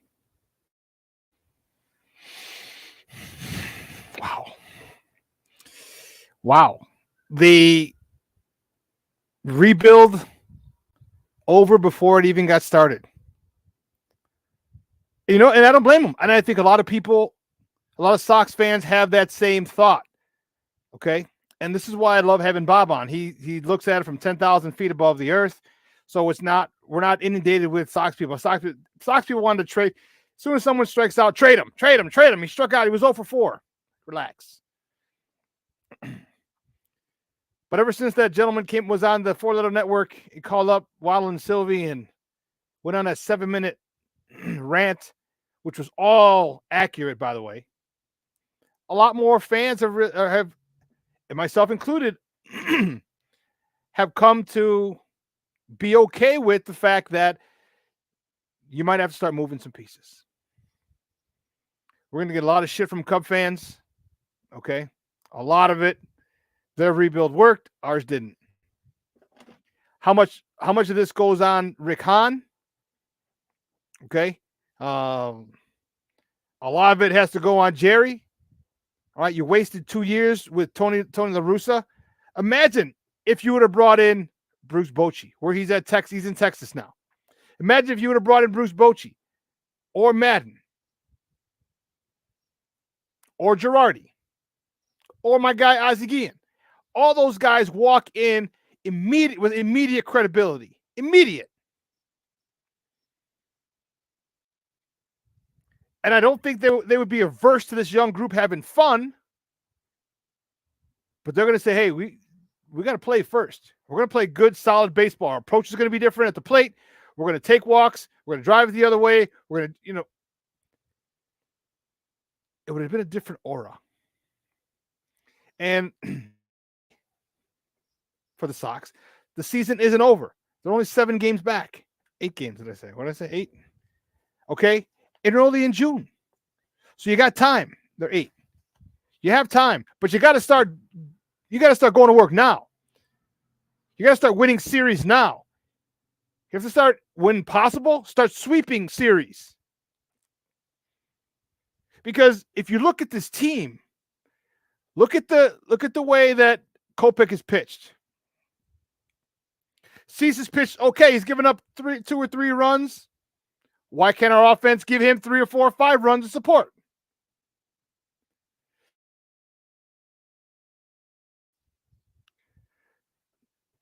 Giolito has pitched better. It's a contract year, so of course he's going to pitch better. That's 3 out of the 5.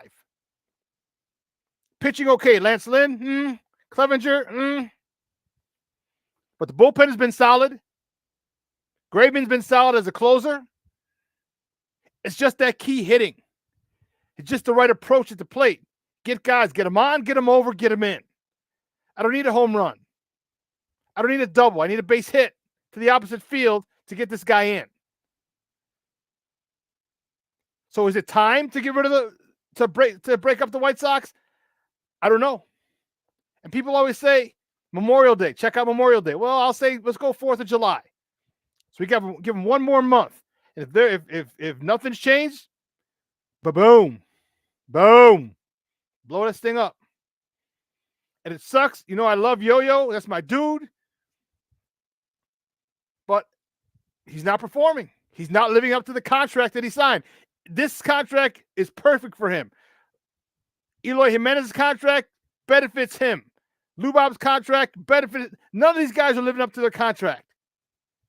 Remember, the contract that they signed initially benefited the player.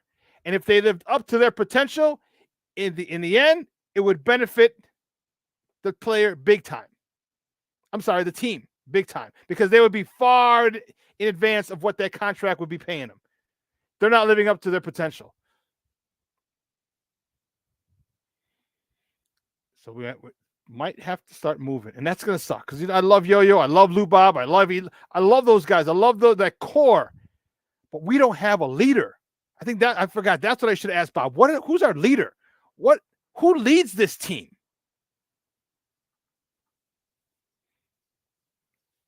I can't give you. I don't know.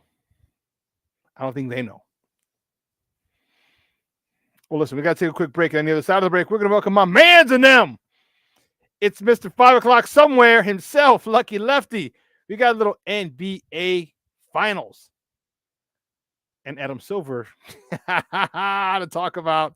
We got a lot to talk about, so don't go anywhere, folks. Lucky Lefty from the Smoke Fellas. Up next. Keep it locked right here. Shawn and Maya in the morning on Sports Zone Chicago. Hey, it's your boy, the SuperBack, Shawn Sierra, and be sure to follow Sports Zone Chicago on all social media platforms, on Facebook, Instagram, and our Roku channel. You can find us at Sports Zone Chicago, and on Twitter, we are at Sports Zone Shy. Also, be sure to download our mobile app so you can take Sports Zone Chicago with you on the go. Time out. How are you feeling right now?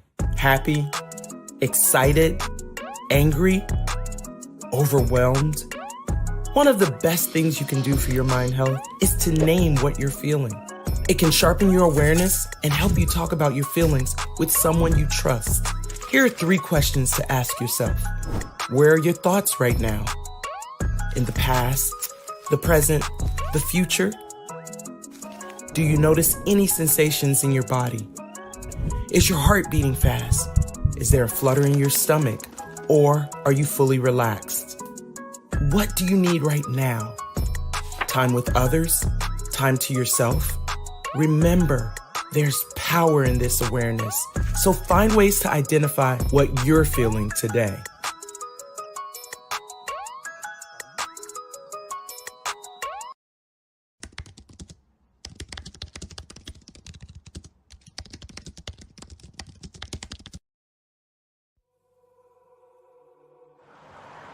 At a time when the news seems as subjective as the partisan politics dividing this country, independent professional journalism has become the resource people need to get the honest and accurate information for their lives. That's why I created JCoyneReports.com.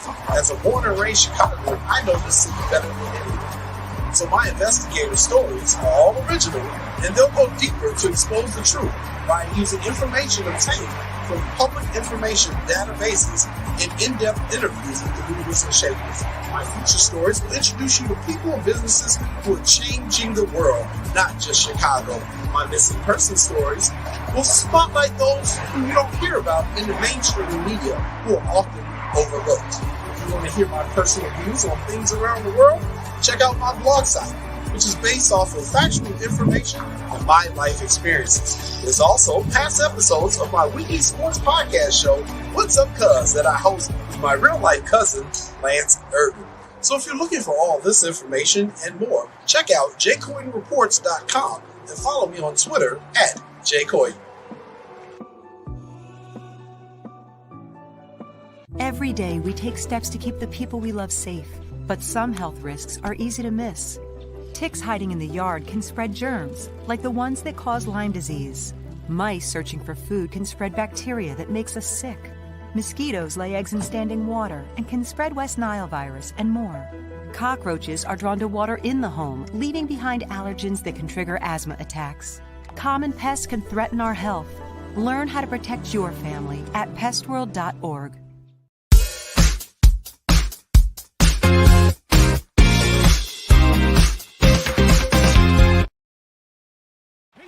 And Porter with the left hand. Jokic back in with Murray. Murray wide open. Boy, he is locked in shooting the ball the last several weeks. Adebayo goes inside. Beautiful feed. Highsmith and the Heat have hit their last 7 shots. Jokic, here comes the double team. Spins away. Finds Brown wide open. Bruce Brown from downtown. Jokic gets inside. Zeller takes a tumble. And Jokic with his second field goal. Murray on the drive. Jokic again, the entry pass, and Gordon banks it. Welcome back to Shawn and Maya in the morning on Sports Zone Chicago. Those clips courtesy of ABC, ESPN. They're on both, on ESPN Plus, ABC, the parent company. That was game 1. And let me tell you, that was an ass whooping. Not as much of an ass whooping as you might think. Okay. If these guys could hit a God blessed 3, it's a different game. It's a completely different game. My guy, I'm excited. This guy. We usually talk Bears. He's a huge Bear fan. He can talk everything, and that's why I love talking with people who can talk multiple sports. Let me take that back. It's better than just talking with someone who's one sport specific or one team specific. Okay, if you notice, I like to get a lot of guys who can talk multiple sports. This guy does it. He does it with the best of them.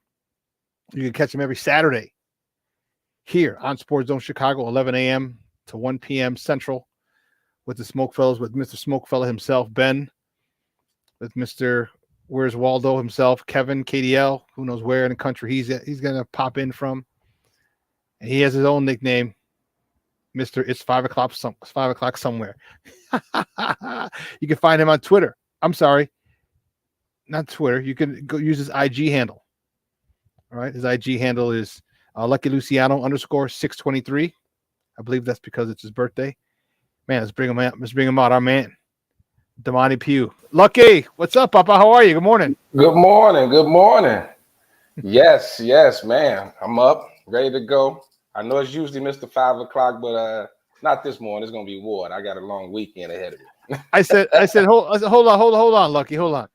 Hey, vodka and club soda is clear too, so don't give us that bullshit. I mean, you're right. You're absolutely right. But no, this really H2O this time. This is H2O this morning. Now, tomorrow morning could be a little different. It could be a little different. But we'll see. We'll see. Depending on how I feel when I get up. That's funny. But man, good game last night. Give me your thoughts. I mean, I don't think Miami is as far off as people think, because dude, they couldn't hit water if they fell out of a boat yesterday from beyond the arc yesterday. If those guys, they were 2 for 16. The three undrafted guys, we're talking Duncan, Strauss, and Duncan Robinson, Strauss, and Caleb Martin. Those three, 2 for 16 from beyond the arc. That's not going to get it done. No, you're absolutely right. But you got to think about it, man. Denver, we talked about it last week, they have the ultimate home court advantage, that altitude, man. And when you're tired, when you're tired, your first thing to go is your legs, and you need your legs. The shooters, you definitely need your legs. And the other side of it is, if you look at how Denver runs their offense, man, they're constantly moving, like a lot of movement, and they control the pace of the game. Yeah, they're pretty much between the air up there and the pace. I mean, those guys are incredible shape. They must do a whole lot of cardio up there with those guys, but they're used to playing in it. And so that's why they're undefeated home. This is the first series that Miami didn't steal game one. I don't think they're going to steal game two. And at the end of the day, Shawn, this Denver team is good. Yeah, they are. Miami has a great Rocky Balboa story going on right now. The underdog coming back. It's probably a great way to put it, Lucky. Yeah. That's a great way to a Rocky Balboa story. That's a great way to put it. And people are catching on. While I was watching the game last night, a lot of people were cheering for the Heat. A lot of people were cheering for them. And it would be great at eighth seed, especially coming from the play-in, to get all the way up here. But sometimes you run up against that juggernaut, man. Like it's something totally different. Denver's too big. Denver's too big. And when we talk about size, not just size, but skill as well. You got Joker. Hey, he's impressed me. I'm slowly becoming a fan, and for us we don't get to see Denver a lot because they didn't have a lot of nationally televised games. So now realizing they were the top seed in the West, like pretty much the whole season. They pretty much controlled it. So, as everybody was, I hear silly stuff like, oh, they were the underdogs to the Lakers. They were underdogs to Phoenix. No, they were the best team in the West and pretty much in the league all year. And those guys have been together for a minute. Murray, Joker, Aaron Gordon's there since last year, KCP, but some of those guys have been around for a while. So it's a good team, man. I just don't think Miami, as scrappy as they are, I don't know. So you got to win a game up there, and that's tough in itself. And then go home and defend your home court. I just think there's a little too much. I think you might be right, man. And I want Miami. I'm rooting for Miami. Ride or die. I love them. I love him because Jimmy Buckets is still my dude. All right, yeah. Jimmy's old school. We drafted him, we developed him. All right, and we saw him grow up before our very eyes. All right, from defensive stopper to pretty good offensively to all-star. Then he leaves and becomes a star and then a superstar. Yeah. I got mad love for Jimmy. The way that they play, they're tough, they're physical.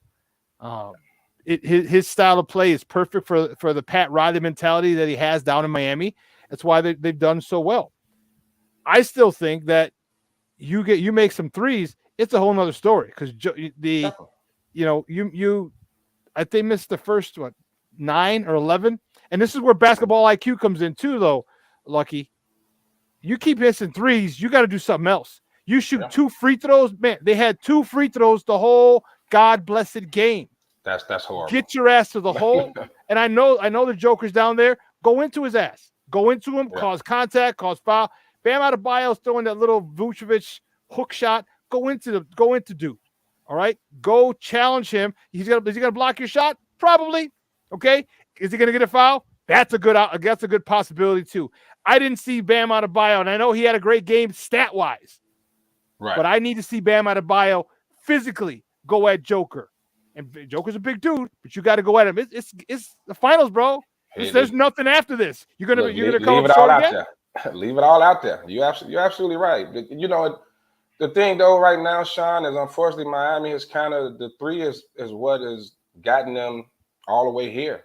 You know what I mean? So that it's going to be tough for them to just turn around and abandon that. I mean, just have a lot of shooters. And I know some people try to say the ref thing. I don't like jump shooting teams don't get to the line. You know, the Golden State Warriors had the least free throw attempts out of every team in the league this past season. So free throw discrepancy isn't shocking at all.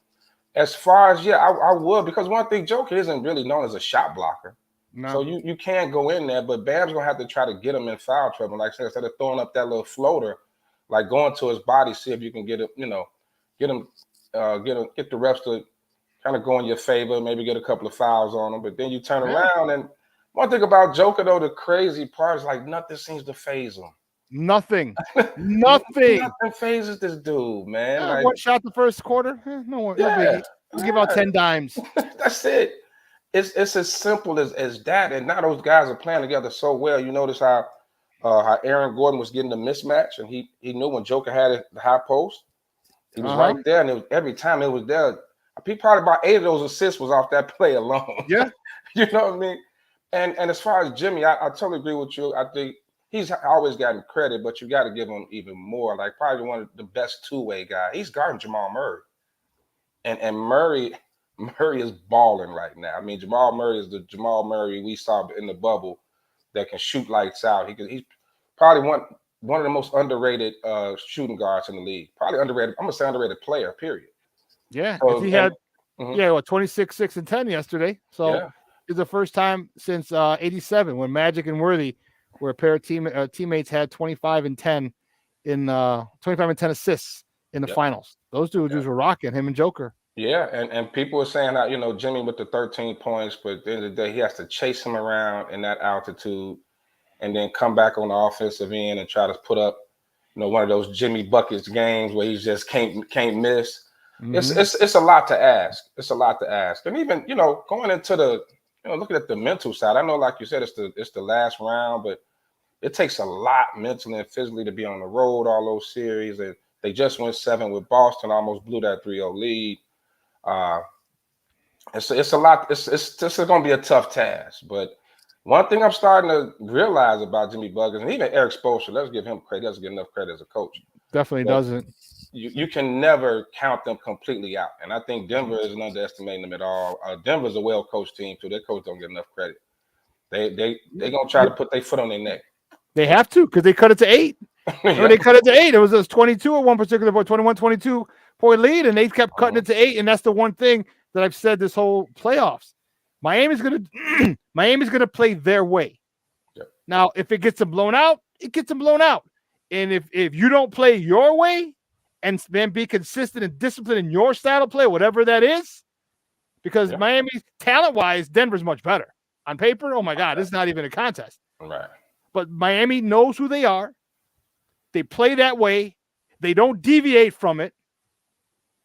Can you be disciplined? Well, yesterday you saw there were stretches where Denver didn't stay as disciplined as they could have. And that's when Miami kept playing their same way.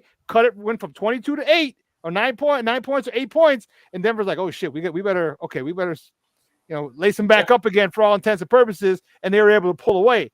Miami's not going anywhere. Now they may lose, they may get swept, I think 5 or 6 max, but they're going to keep playing their way. And I applaud them. I applaud Spoelstra, like you said, he don't get enough credit. And I think game 2 is going to be a big determining factor, because one, obviously if Miami wins, they steal home court. And I love the 2-1-2-2-2-2-1-1-1 as opposed to 2-3-2. Love that format. Oh yeah, definitely, yeah. I think Miami's going to have their legs. If you watch a lot of the shots, a lot of the shots yesterday were line drives. There wasn't the arc on a lot of their shots, and that is nothing but dead legs. That's that ultimate home court advantage in Denver. Yep. You know, like that. And yeah, just gonna be interesting to see in game 2. I don't know too many adjustments Miami can really make. I mean, except make open threes. Right, just hit shots. I mean, you know, that's all you can really do. But like I said, they're so scrappy, man. They scrappy. They play hard, and I'm pretty sure Denver felt it. You know, because they could have just, you know, being down 22, they could have just said, "Hey, we got a long series. Let's just dial it in." But they didn't. But they didn't, and that says a lot about how well coached they are. You know, leadership. But Lucky, could that be a detriment to them?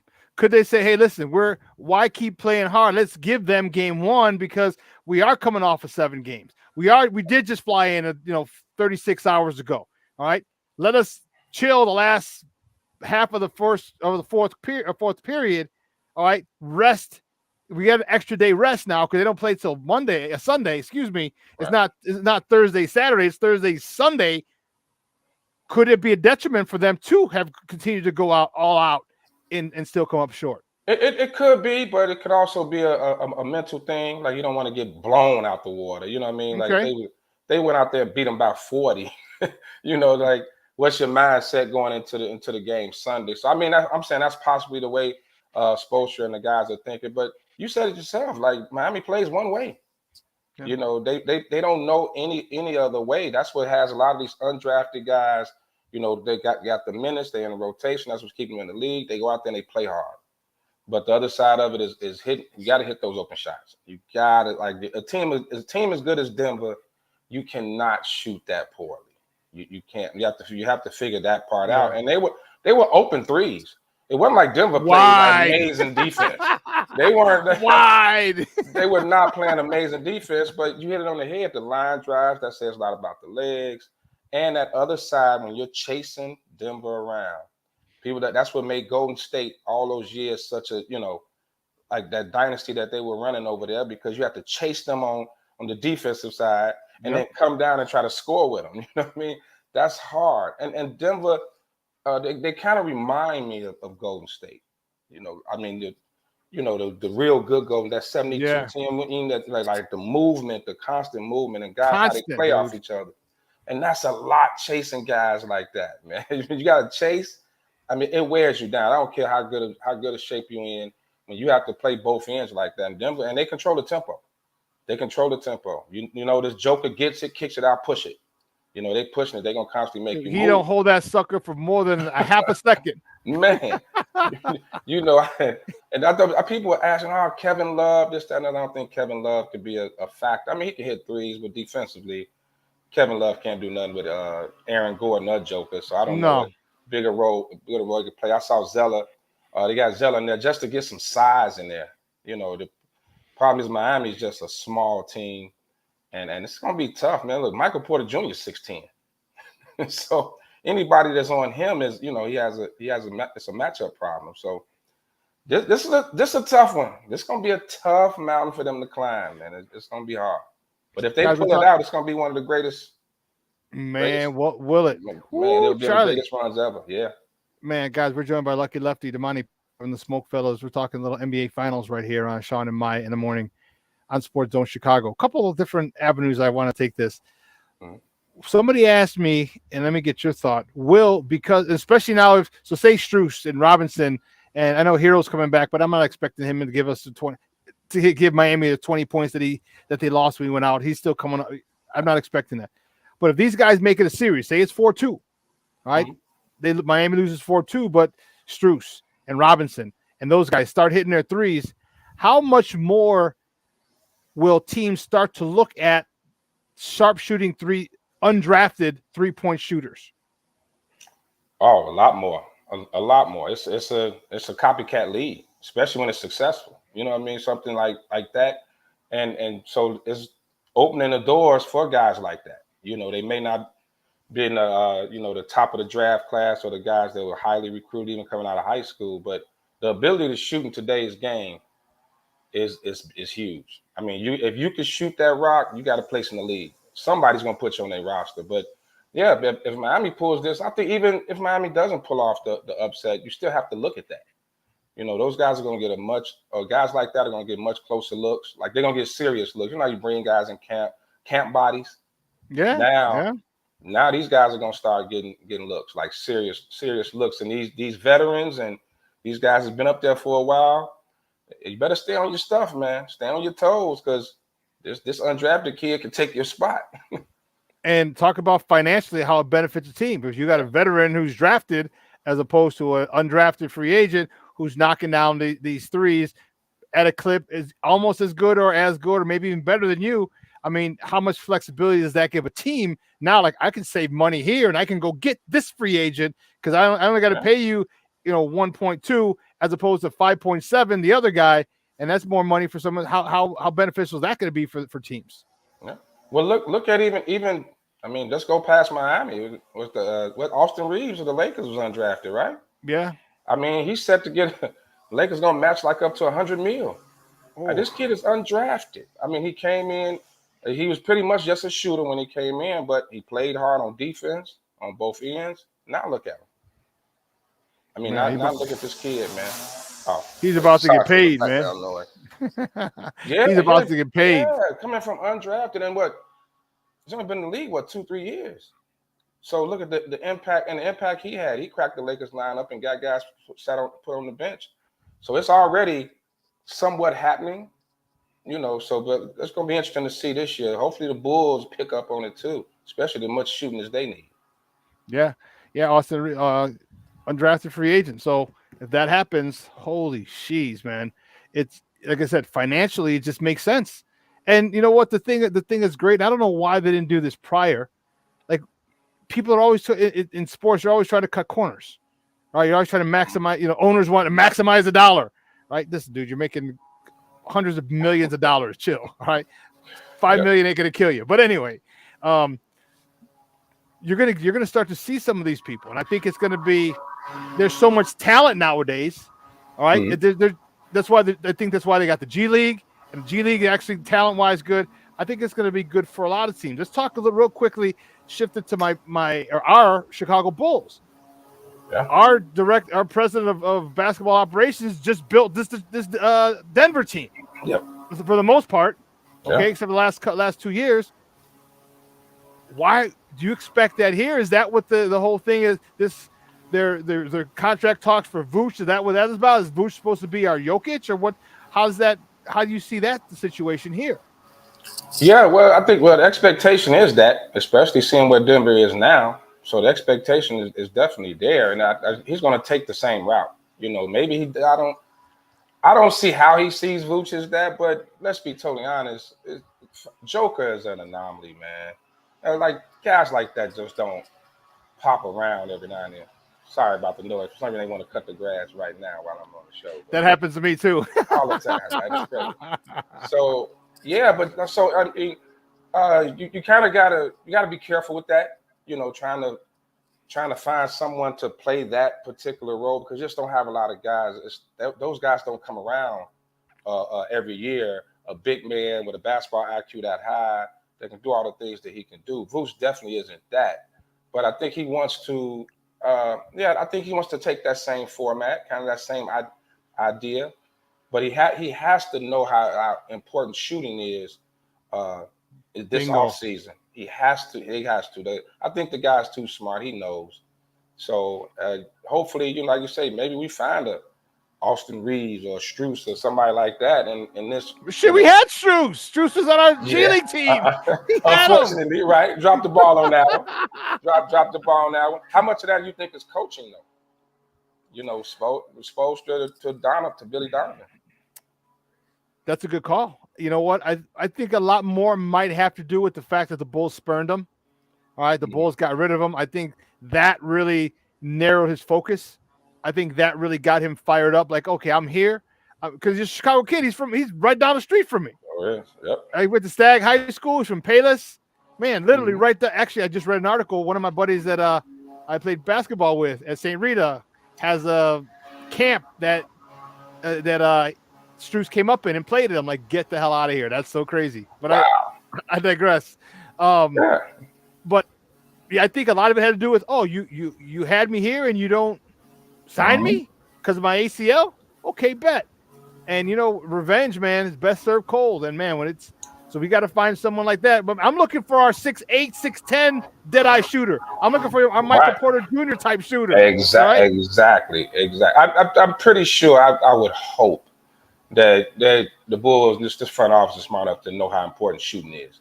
They definitely need shooting. As far and I think some of the issues with the Bulls' leadership on the floor. I noticed even when Pat Bev came in, how he was able to kind of like snatch the locker room. And to me, as good as that is for Pat Bev, but it says a lot about the Bulls locker room. Like how this guy just comes out of nowhere, in the middle, after the trade deadline. It wasn't even the trade deadline. It was after that because they picked him up off. Then they picked him up after he was released.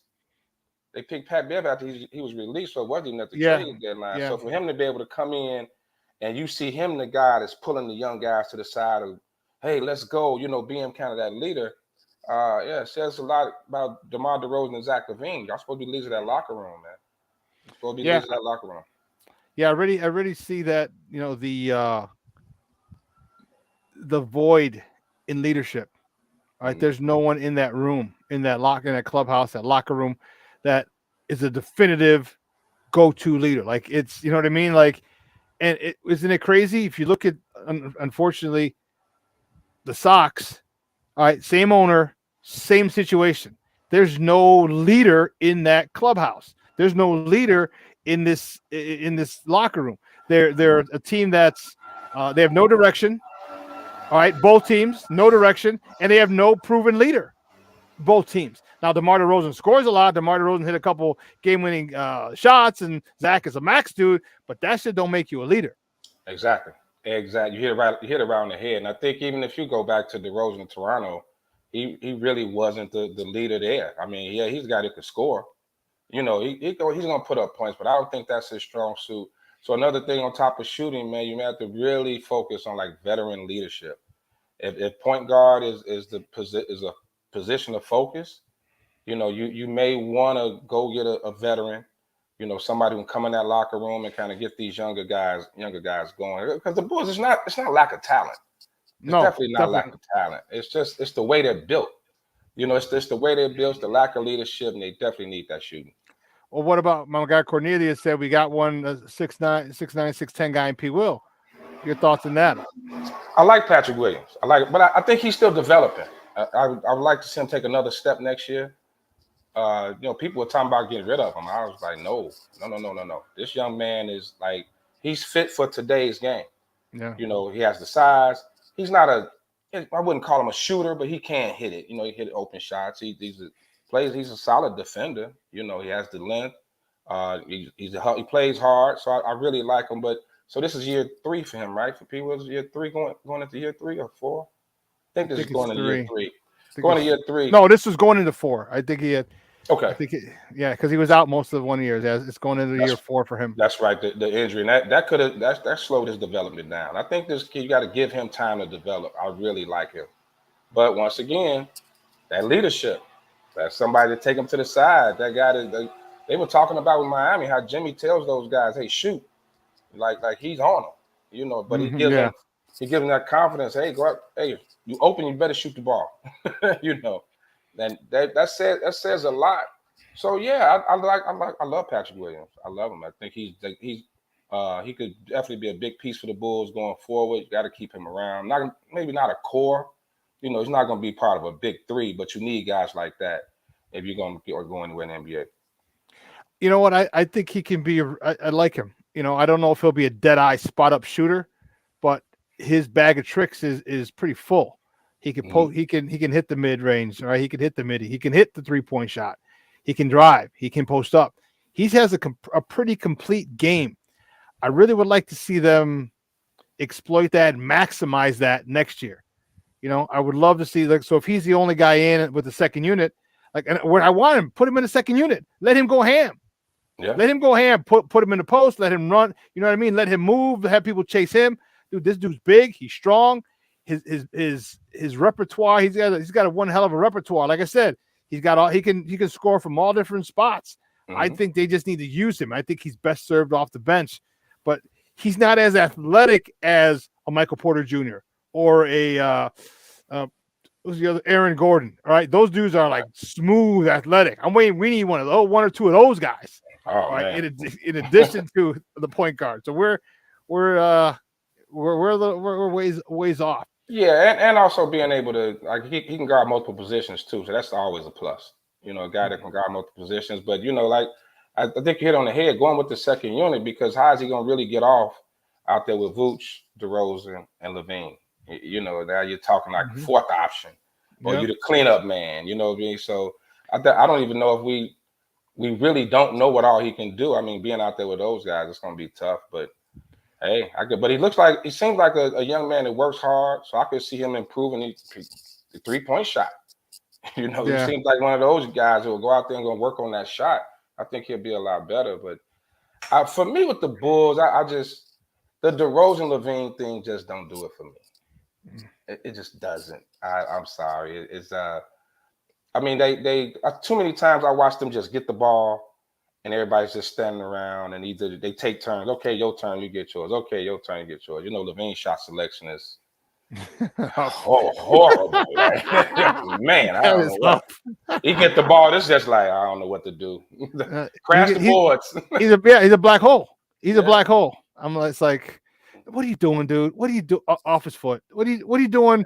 Turn around, fadeaway jumper with a 6'10" guy in your face. Come on, dude. Stop. You know what I mean? Yeah. You shoot, there's 6 seconds left in the shot clock, and it's a fadeaway jumper, a fadeaway three. Like, come on, dude, work it in. Stop being so silly. And some dynamic duos just don't fit together. You know what I mean? Yes. It's just like, you know, I like, you look in Boston at Tatum and Brown, and you got Brown who's a defender. You know, they both can defend, but they kind of play up. They don't have that, okay, you get yours. Okay, I get mad. It's not that. They get the players involved. So I don't think this core is right. You know, the core of this team. So it could require a teardown. So one more question about the Bulls before we finish up with on the finals. Is it another point guard that's needed? Because the rumors, the stories have come out that the Bulls are secretly, come to the realization Lonzo won't play again. Is it just that we just need another good point guard? Because when Lonzo played, all right, this team had the best record in the East up until he got hurt. Yep. So that DeRozan, Vooch, Levine trio worked, but it had someone running the show. Yep. Yeah, the question is, who do you replace them with? They've been That's trying. the $1 trillion question. That's like who's out there you can replace them with, unless you go get I'm not saying do it, but maybe a veteran like Chris Paul. You know, there's rumors that Phoenix may be getting ready to move on from him. Maybe somebody like that, like a true point guard who can run this thing. But I wouldn't want him or his bad hamstrings. So, oh man, tell me about it. Yeah, and he's 38. And he's 38 years old. Right, exactly. So I don't know who out there. I kind of been glancing over the free agent list, but I don't know anybody that fits that. That fits that role that the Bulls can go out there and get.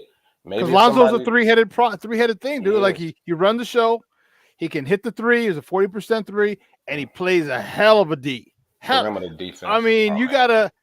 So, what two would you take in a point guard if you can't? Because it's gonna be tough getting a guy who does all three as well as he does. So, okay, you probably can find a lot of guys who are competent in both two areas. What two areas would you want your point guard in? In the playmaking and getting them and running the show, the 3-point shot, or the perimeter defense? Which two? I'm gonna say facilitator and shooter. I know because just because if you can't shoot, like defense just gonna back off you and you kind of become a detriment to the team. You know, defense I think defense is more about effort. You know, even if you're not great at it, at least if you give the effort, you know, then team defense is big as well. They got all these different zones now, little weird things. You can kind of hide bad defenders. Mm-hmm. But as far as like, especially for this Bulls team, they need a facilitator. They got to get away from DeRozan, take the ball, dribble it to 6 seconds left on the shot clock and throwing it up. They got to get away from that. That's horrible. This ain't 90s basketball anymore. Right. Yeah. That's you got to get away from that, man. So hopefully, those are the 2 spots I would take. That would be the 2 things I would focus more. I want them to be strong at those 2. All right, last question, guys. We're joined by Lucky Lefty from the Smoke Fellas. You can catch him tomorrow, 11 a.m. to 1 p.m. Central here on Sports Zone Chicago with the rest of his squad, the Smoke Fellas right here. We're talking NBA Finals. So coming out on Sunday, all right, what does Miami have to do? Or is it just simply hit the 3? Can they do differently? I think it's simple as hit the 3. They have to hit open shots. Because Denver's gonna play Denver's way. They're gonna tempo. You know, it's gonna be a lot of movement on offense. They're gonna play, and if that's because it's like we said earlier, they're not a great defensive team. Denver's not a great defensive team at all. So you have to hit shots, and so be it, man. Try to go in there and get some, man. Like you said, go in the Joker's body, get some guys in some foul trouble. You know what I mean? That's it. I think that's the only chance you have. So, but they're playing good D yesterday, and maybe that was a product of the fact that this is the first finals that this franchise has ever been in. I mean, you saw obviously you saw Joker with some blocks, you saw Aaron Gordon with some blocks, you saw Jamal Murray. I mean, they were fired up, and they did not look like they were rusty after that 9-day layoff at all. At all. They actually look just well rested. That's it. You know that. But it just says a lot about how good this team is. That Denver team is good, and you aren't going to fluster them out of playing their way. They're just not. You know, Joker's too, like they're leaders on the floor, like Joker and Jamal Murray. They're too calm. Like you can't get them out of their way. I think Miami did a good job with that in the Boston series, and New York, Milwaukee, all those series. They did a good job at that, getting you to play their way. I don't think they can get Denver to play their way. Their best hope is hit the damn shots. Hit the open shots. Yeah, because they had them going their way a little bit as they cut the lead to single digits. Mm-hmm. But then Denver's like, "Oh, hold on, player." They reeled it right back in. Yeah, real fast. And Joker said it after. He goes, "We saw." He goes, "They won their first game at all the other series, and we couldn't let that happen." And this goes to show you the cognition. They're cognizant of that fact. Like, okay, this game is extremely important because it gives them life. It gives Miami life because they've taken home court advantage. They've gotten confidence that they could beat us if it came back to a game 7. They've already won on our home court. If you don't win and it goes to a game 7, there's that mental block. Like, man, we didn't win here yet, and that could hold a lot of influence on the psyche of these players. Last question, bro. Last question. The hero, what do you expect from him? He's said they're saying he could possibly be back for game 2, most likely game 3 for sure, but possibly for Sunday. What do you expect from him? He's a 20-point a game scorer, but he is coming off. He's been working, it's a shoot arounds. What do you expect from him? Yeah, I'm not expecting him to come out and just light it up. I mean, as good as he was this season, he's been out for a while, and rhythm is big. It's one thing practice, but game speed is totally different, and I think it's going to take him. Unfortunately, it's going to take him a minute to get back to that 20-point scoring guy. Even though it was a hand injury, so he should have legs. Hopefully, he was running. I'm pretty sure he was. But like I said, you can't imitate game speed. Man. No, you can't. You can't. And when you or intensity, or intensity, and when you're out for a while like that, you can't hang a lot on his head. Hopefully, like you're not expecting him to come in and be the savior. And hopefully they don't put that on him. Right. Yeah. Exactly. Hey, man, Damani, great stuff, Papa. I appreciate it. Let everyone know where they can find you online. Oh man, I'm on Instagram, Lucky Luciano 623, and yes, that is my birthday. It's the big 5-0 this year, by the way. And you can also catch me on Facebook, and of course, every Saturday morning right here on Sports Zone Chicago, Humidor Sports and Cigars. Man, it's always a great time. So yeah, join us, man. I appreciate you having me, Shawn. Hey, good stuff, man. We'll talk soon. All right. All right. Guys, that's Damani Pugh, lucky lefty, taking time out of his day to talk with us, talk NBA finals. Man, it was good. I'm excited to watch Sunday's game, see how that particular one plays out. Well, listen, we're going to take a quick break. On the other side of the break, we're going to swing it, talk a little football, little Bears, the Bears stuff. All right, so don't go anywhere, folks. Keep it live right here. Shawn and Maya in the morning on Sports Zone Chicago. Hey, it's your boy, the SuperBack, Shawn Sierra, and be sure to follow Sports Zone Chicago on all social media platforms, on Facebook, Instagram, and our Roku channel. You can find us at Sports Zone Chicago, and on Twitter, we are at Sports Zone Shy. Also, be sure to download our mobile app so you can take Sports Zone Chicago with you on the go. Time out. How are you feeling right now? Happy? Excited? Angry? Overwhelmed? One of the best things you can do for your mind health is to name what you're feeling. It can sharpen your awareness and help you talk about your feelings with someone you trust. Here are 3 questions to ask yourself. Where are your thoughts right now? In the past, the present, the future? Do you notice any sensations in your body? Is your heart beating fast? Is there a flutter in your stomach? Or are you fully relaxed? What do you need right now? Time with others? Time to yourself? Remember, there's power in this awareness. So find ways to identify what you're feeling today.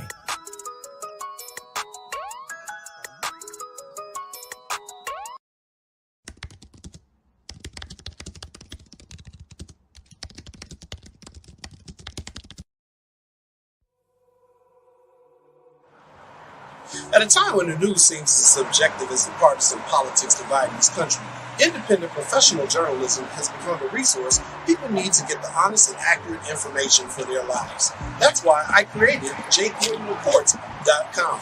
As a born and raised Chicagoan, I know this city better than anyone.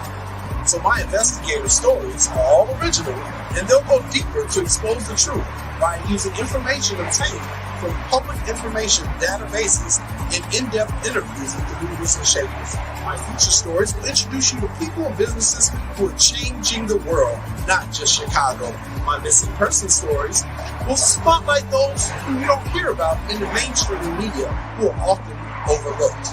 If you want to hear my personal views on things around the world, check out my blog site, which is based off of factual information and my life experiences. There's also past episodes of my weekly sports podcast show, What's Up Cuz, that I host with my real-life cousin, Lance Urban. So if you're looking for all this information and more, check out jcoinreports.com and follow me on Twitter at jcoin. Every day, we take steps to keep the people we love safe, but some health risks are easy to miss. Ticks hiding in the yard can spread germs, like the ones that cause Lyme disease. Mice searching for food can spread bacteria that makes us sick. Mosquitoes lay eggs in standing water and can spread West Nile virus and more. Cockroaches are drawn to water in the home, leaving behind allergens that can trigger asthma attacks. Common pests can threaten our health. Learn how to protect your family at pestworld.org.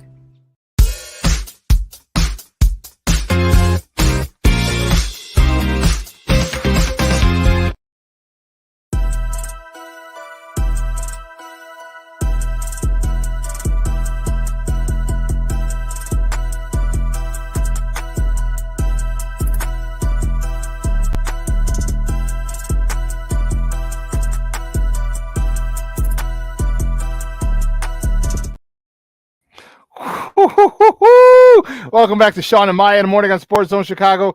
Those clips courtesy of ChicagoBears.com. And go! The hair on my arms is standing up. I told you. The Bears! Dude, I love it. I love what we're doing. I love where this offseason is going. I love the direction of this team. And look, don't be a douchebag, all right? I don't anticipate them getting to the Super Bowl and winning the Super Bowl this year. Okay? I'm not. That's in 24, 25. Our window opens at 24. Okay? But I'm not going to stop being happy and excited for my team. All right? So if you're going to be a little negative Nancy, negative Nate Davis, then shut your pie hole. All right, let me enjoy my Bears. Let me enjoy the construction of an organization done properly through the draft, through depth, through key acquisitions, aka DJ Moore. Let me enjoy my team. Don't come and try and piss on my parade because you're negative Nancy. All right, don't do it. I love what this team is doing. I love Ryan Poles. And remember, the other day on Wednesday, I asked, would you go after DeAndre Hopkins? I would. Okay. But Ryan Poles has shown he's adamant about what he wants, who he's going after, who he's going to sign. And you have to be there's an age limit. It's like a bar. You got to be 21 or older. You got to be 27, 28 and younger to be signed by Ryan Poles. Hey, he's got his beliefs, and who the hell are we to question it when to this point he's gotten us in a spot we are a lot of people's sleepers this year.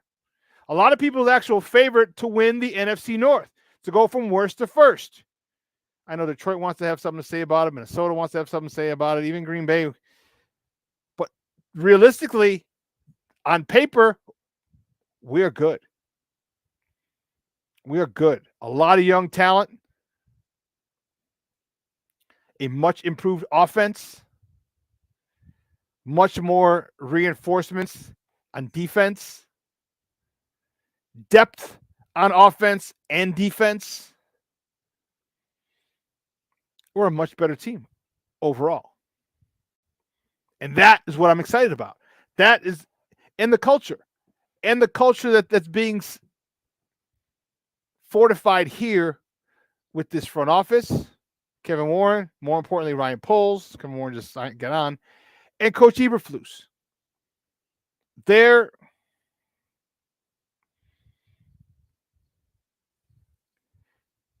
approach to building an organization is one that I can rock with.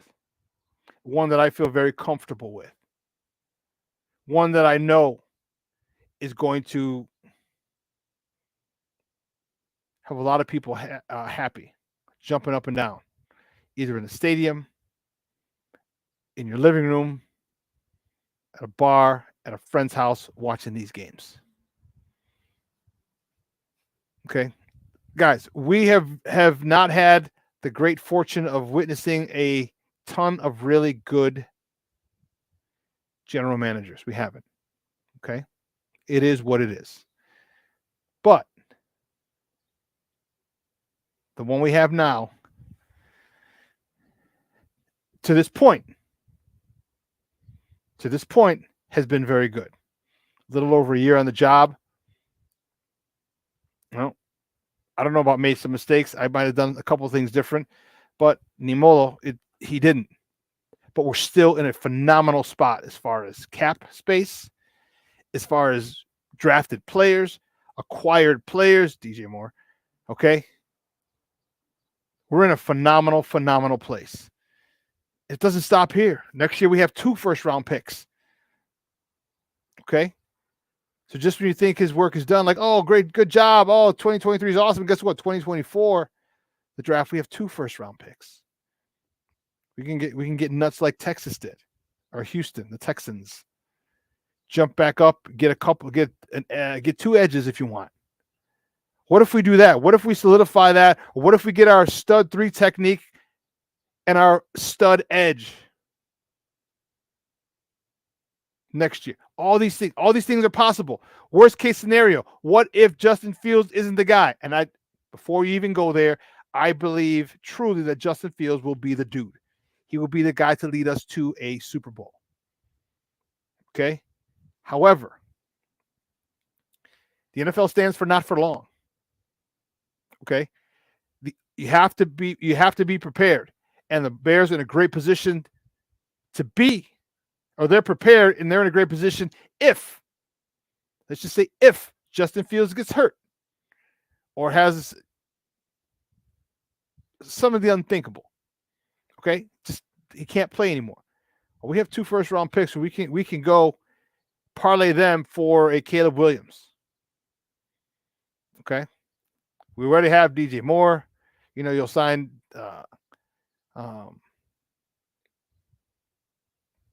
Darnell Mooney or Chase Claypool. Okay, you'll sign one of those. So you'll have weapons for a quarterback if it has to go that route, which I believe will be ultimately the last resort. But I digress.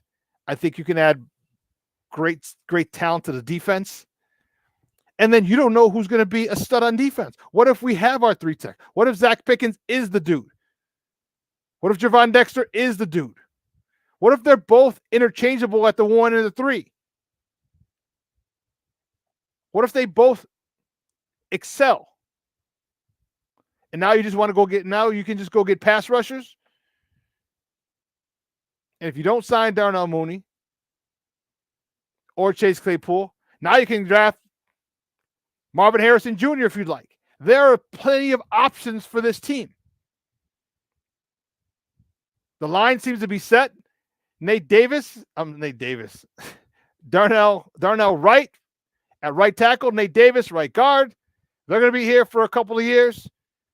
Braxton Jones started every single snap last year at left guard. He's going to get better, stronger. Tevin Jenkins, hopefully his back is okay. There's a lot to be excited about. A lot.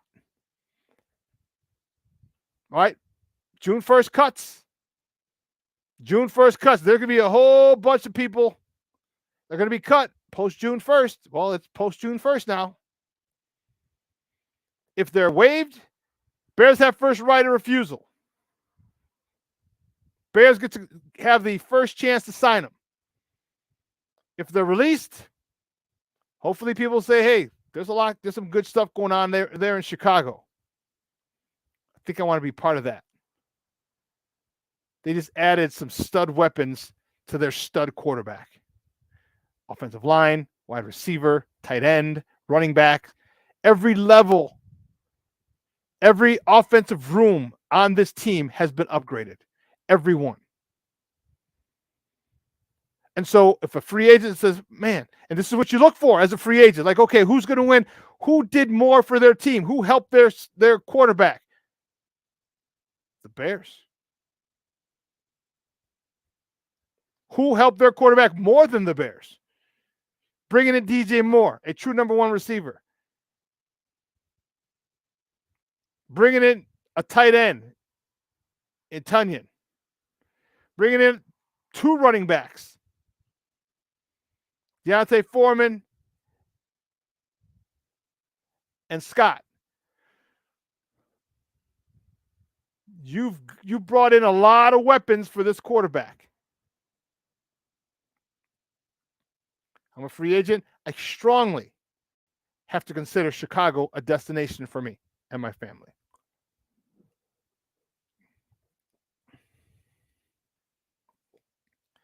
I think Coach Eberflus gets better as a head coach. I love the fact that he is not the defensive coordinator. I love the fact that he's the CEO. Coach Williams, you do your job. If you need me as a resource, I'm here.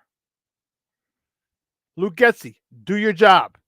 If you need me as a resource, coming from a defensive perspective, I'm here.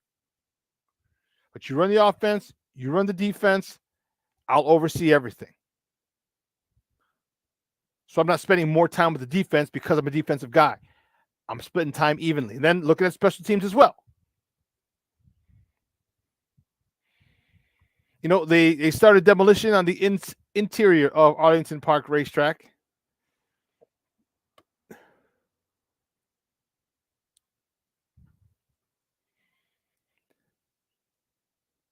And I'm wondering how, because obviously all the reports in the news are saying in case the Bears want to build a stadium.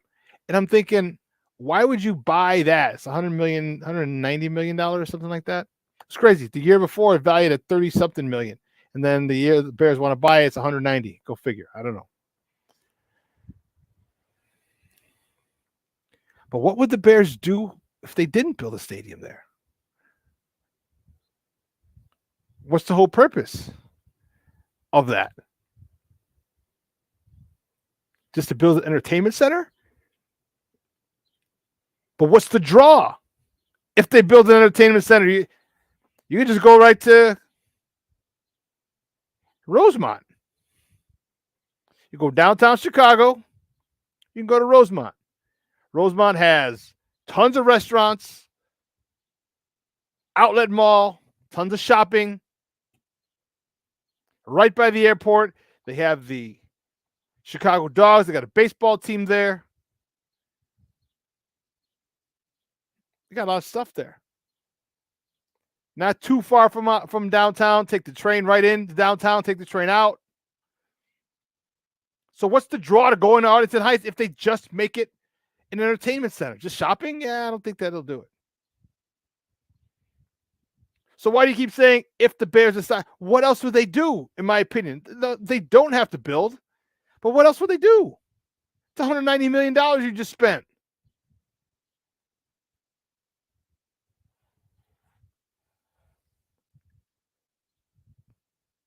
All of a sudden, the issues with the city and the Bears are over? No, the Bears want their own stadium because it makes their franchise much more valuable. Much more valuable. So if they do want to sell in the near future, Miss McCaskey is getting up there. Her health isn't great. The grandkids want to split it up and just take the money and run with it because they're little spoiled trust fund babies. Okay.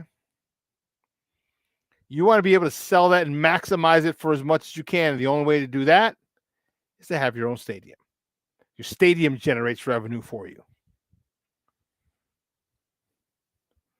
Okay, you rent that sucker out. Now there's another spot for concerts. Hell, Taylor Swift is down at Soldier Field today, tomorrow, and Sunday.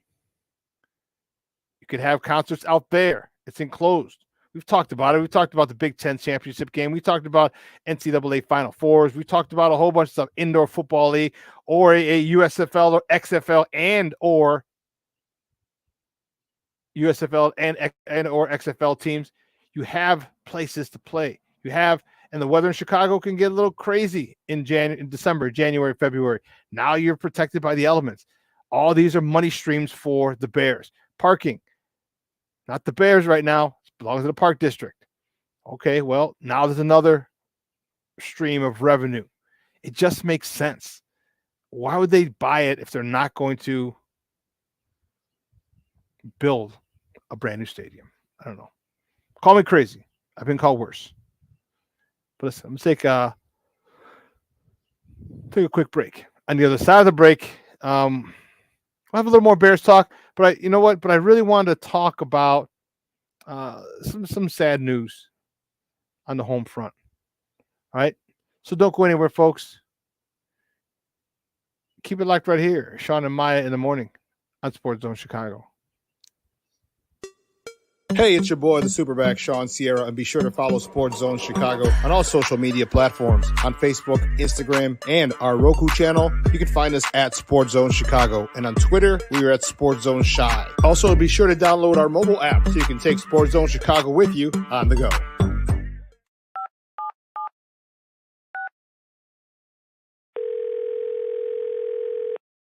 Yeah, hello.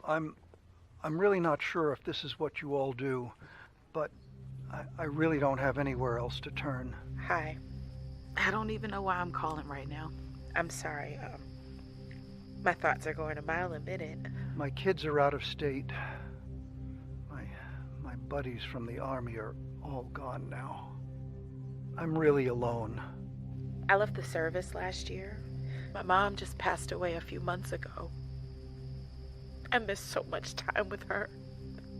I keep getting calls about the bills, and I'm trying to get a job, but I feel so stuck. Okay, ma'am. I'm glad you called. Okay, sir. Let's stay on the line and walk through some things. Thanks. Okay. Thanks a lot. Thank you. We are looking for a few heroes, mentors, trailblazers, innovators, a passion to change lives, spark curiosity, open hearts, and awaken minds, help students answer the question, who am I? This could be your calling, but this is no job. It's the journey of a lifetime. Be a hero. Be a teacher. Every day, we take steps to keep the people we love safe, but some health risks are easy to miss. Ticks hiding in the yard can spread germs, like the ones that cause Lyme disease. Mice searching for food can spread bacteria that makes us sick. Mosquitoes lay eggs in standing water and can spread West Nile virus and more. Cockroaches are drawn to water in the home, leaving behind allergens that can trigger asthma attacks. Common pests can threaten our health. Learn how to protect your family at pestworld.org. Mental health and learning disorders don't discriminate. 17 million children and adolescents in the United States live with disorders like anxiety, depression, ADHD, and dyslexia. Less than half get the help they need to thrive. Help the Child Mind Institute change these children's lives. Visit childmind.org.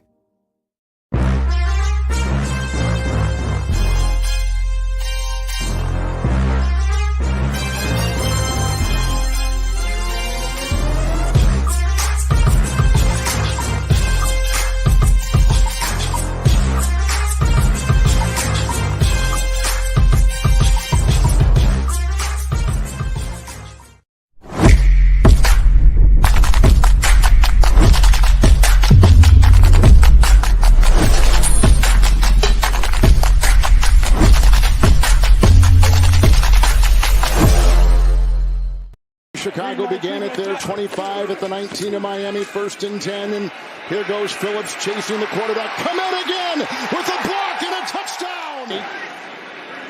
Big play, Fields, a run for 17. Back he goes. Here comes Chubb. There goes the ball. Touchdown, Mooney. Jones the block at the left tackle. Time for Fields. Now he'll accelerate and get the first down and break tackles, and he's off to the races. Oh, he got a terrific block down there by Mooney. He's in. He's got him. That's 2 points. Montgomery with Blasingame. 1st and goal. The fake and a good one to the end zone. Come up, touchdown. His second today. Welcome back to Shawn and Maya in the morning on Sports Zone Chicago. Those clips courtesy of CBS. Those are the Bears, baby. Bears against the Finns. I'm a little excited again. I love getting excited, talking Bears. Love watching Bears getting ready for the season. There's a lot of mouths the Bears are going to close. They're going to shut a lot of people's mouths, and I'm excited about it. One of the things that I wanted to get into, I wanted to talk about this. I didn't get the chance to do it during the top of the morning segment. And I'm glad I didn't, because I really want to spend a little time on this. Yesterday, the 30th, former Chicago Bears linebacker coach, outside linebacker coach, Rob McGovern passed away. And you're probably saying, well, why is that a big issue? Well, I'm glad you mentioned it. Rob McGovern went to my alma mater, Holy Cross. All right, I have a reunion there next week. He was 60 years old. He was an All-American. The dude was a stud. The dude was a freaking stud. All right. And then not only was he a stud, all right, but he came back to coach at Holy Cross. And he was my coach in 1991, in 1992. So I got to know him somewhat not great because he was on the defensive side of the ball, and I was a running back. If you know, obviously the name SuperBack. But he was just a great dude. And then my senior year, he was just awesome. You know, I it's tough to say one specific thing. I can, but there are a lot of just his encouragement, the way he got his defenses ready. Okay, the love that the players had for him on the defensive side of the ball. All right, little things to me would he'd come up and say, "Hey, good job today. You really made my defense work in practice." Things like that, you respect that because he's on the other side, you know, and it's offense, defense. You look at him, you're like, oh, it's, you know, we're different. We're always fighting, but when it comes game time, we're all unified, of course. And for him to do that was really, really awesome. Okay. He was the Bears linebacker coach. Okay. I think, and I believe they spent time together at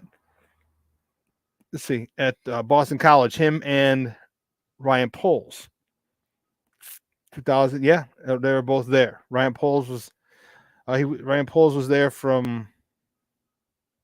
was an offensive lineman from 03 to 07, and Coach McGovern was there from 2000 to 2012. So he was there his whole time there, which is where they crossed paths initially. Coach McGovern was an All-American. Coach McGovern, you talk about,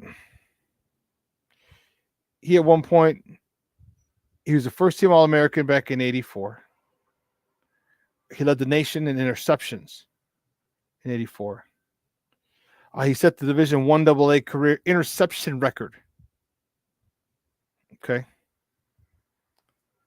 Which was later broke by Dave Murphy, who was a senior when I was a freshman, and Murph was awesome. Murph was also a first-team All-American in 1989. But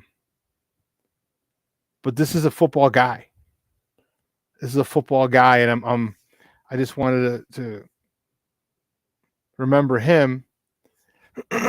Football has provided a lot of us with a lot of different opportunities. For him, I mean, hell, it was his life, his passion. 38 years as a coach, 30 at the college level, 8 in the NFL.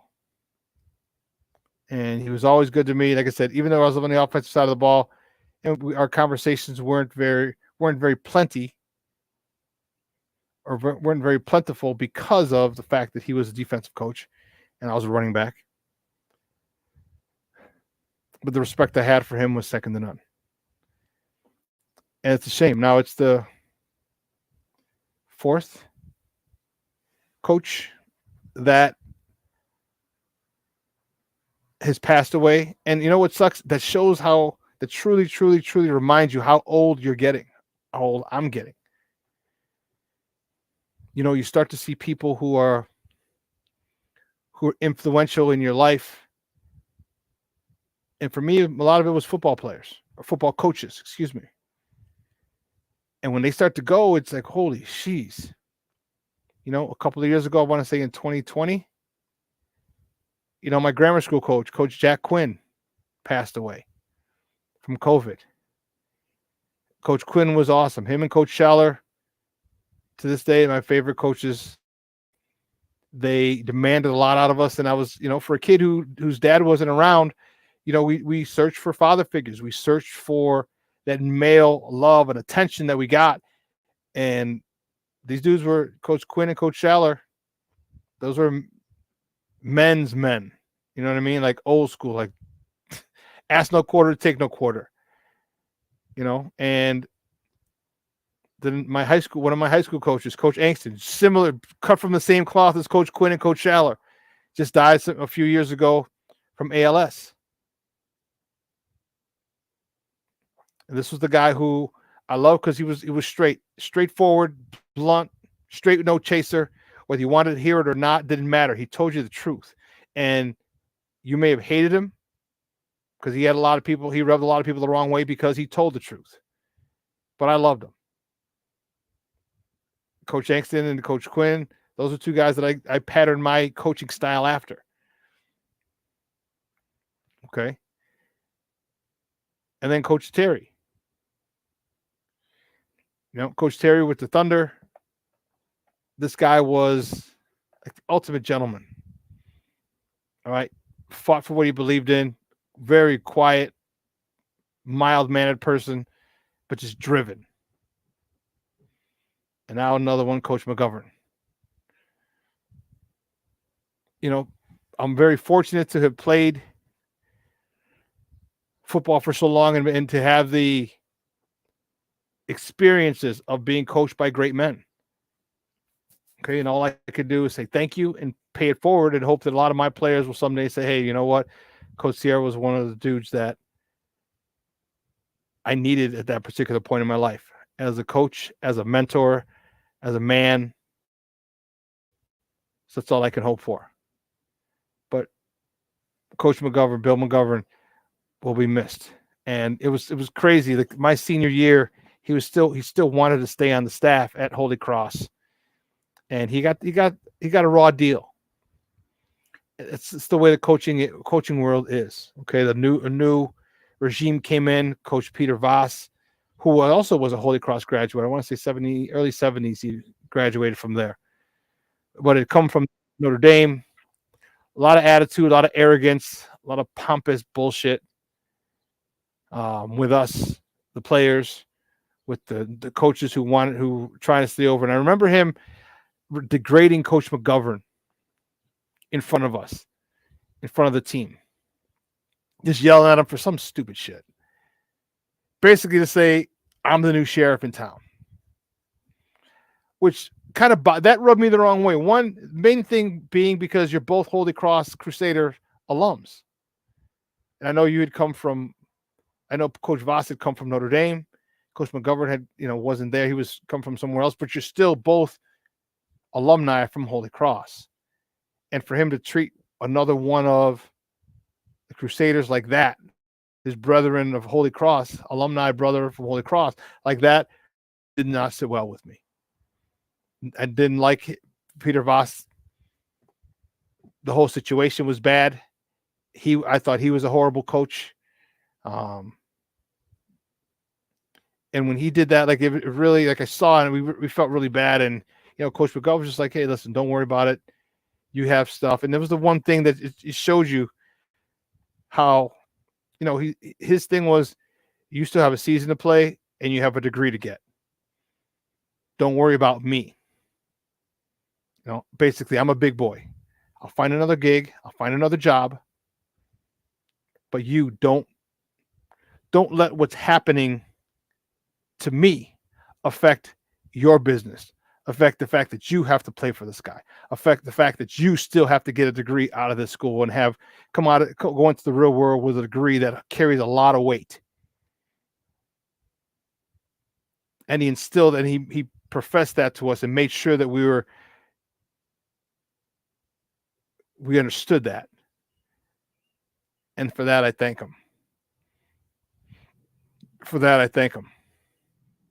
So it was tough, but he passed away from cancer. He was 60 years old, only 60 years old. And, you look, you're like, wow. He actually coached at Holy, back in 91, 92 was when he coached me at Holy Cross. He was defensive backs coach and the kickers coach. In 93, he went to UMass. Then he was at BC again. He went to Pitt, Boston College again. He was from 2000 to 2012. Then he went to Philadelphia. He was the Eagles outside linebackers coach, then the Giants linebacker coach, then Nebraska, the defensive assistant at the University of Nebraska. In 2021, he was here with the Bears. Then he went to UCLA. He was the defensive coordinator at UCLA. And then last year, he was the director of football administration at UCLA. But he had a battle with cancer, and he succumbed to it the other day. So, Coach, you always look back at the lessons, and you don't understand some things sometimes. Okay, you don't get it. We don't get it all the time. But in retrospect, I was fortunate to be able to have him there, to get the message that he was trying to convey. Like, listen, you got to handle your business. You got to handle your business. Don't worry about me. I'm a big boy. So, the last thing I want to talk about, this was kind of weird. This was weird. This is another top of the morning topic that we didn't get to. But Shannon Sharpe is leaving undisputed. All right. Club Shay Shay, he's leaving Fox Sports 1. And it was cited because of the fact that his rift with Skip Bayless grew. First, Skip created a rift, and then it grew. If you remember, Skip dissed Shannon when they were talking about great players, and he said, and he kind of minimized what Shannon did. Minimized what Shannon did. Because he was all in love with Tom Brady. Skip was. And Shannon's like, wait a minute. He goes, I'm no scrub. He's like, I'm not a scrub. He goes, I'm in the God-blessed Hall of Fame, the Football Hall of Fame. Like, it doesn't get any better than that. And Skip's disrespect toward him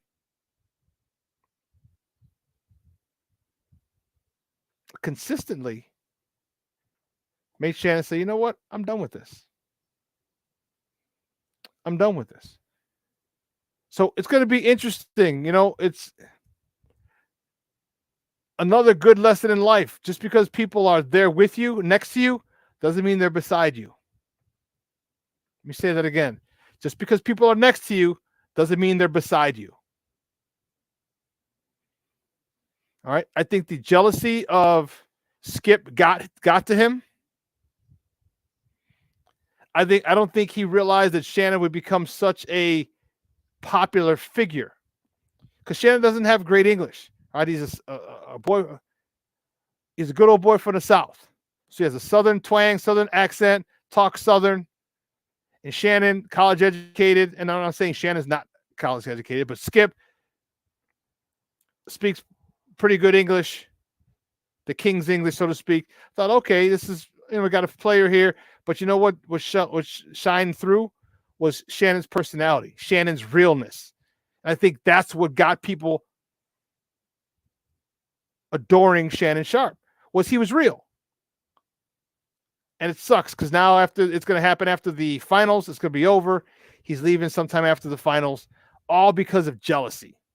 All because of jealousy. And Shannon and Skip dissing, the disrespect toward Shannon Sharpe was unacceptable. Unacceptable. And he kept doing it. He kept, okay. Just because people are next to you doesn't mean they're on your side or beside you. Definitely not. So I just wanted to. But, man, getting back to the show, I cannot tell you. You know what? I have to put this up again because I'm fired up. There's 100 days until kickoff.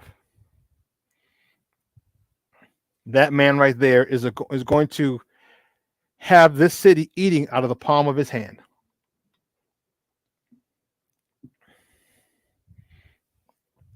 That young man is not even remotely aware of how much control and power and influence he will have over this city if he brings us a Super Bowl title. He has no idea. And I know, I get it. He's from Georgia.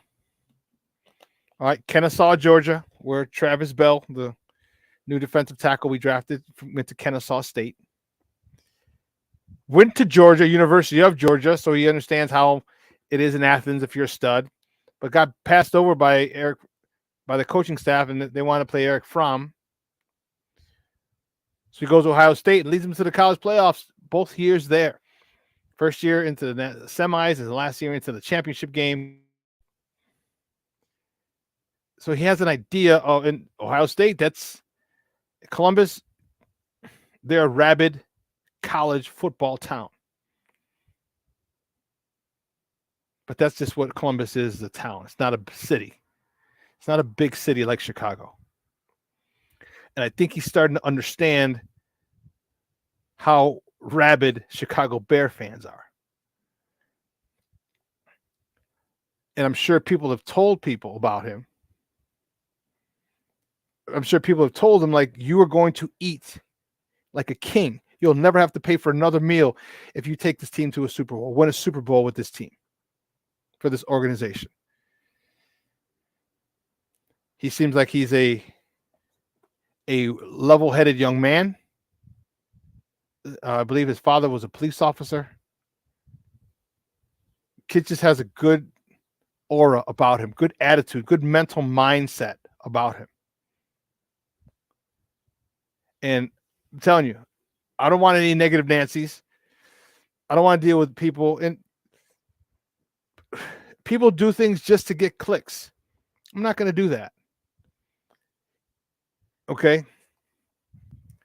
And granted, some people have, I guess technically, yes, you're right. People say, well, Justin hasn't proved he's a passer.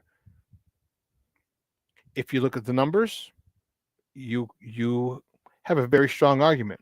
If you look at the games, the argument doesn't hold as much water. It doesn't hold as much water. But everything happens for a reason.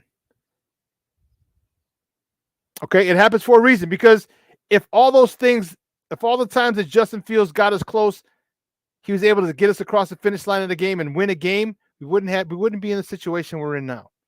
There'd be no trading for DJ Moore. I think that is going to be huge. That is going to be huge. Junior, stop mentioning my mother-in-law. It's Nancy, negative Nancy. If you see some of the throws that Justin Fields has made, first of all, go back to his Ohio State tape and just watch. When he has talent, he is unbelievable. He didn't run at Ohio State. He didn't get 1,000 yards over Ohio State. That was for the running backs. You guys run.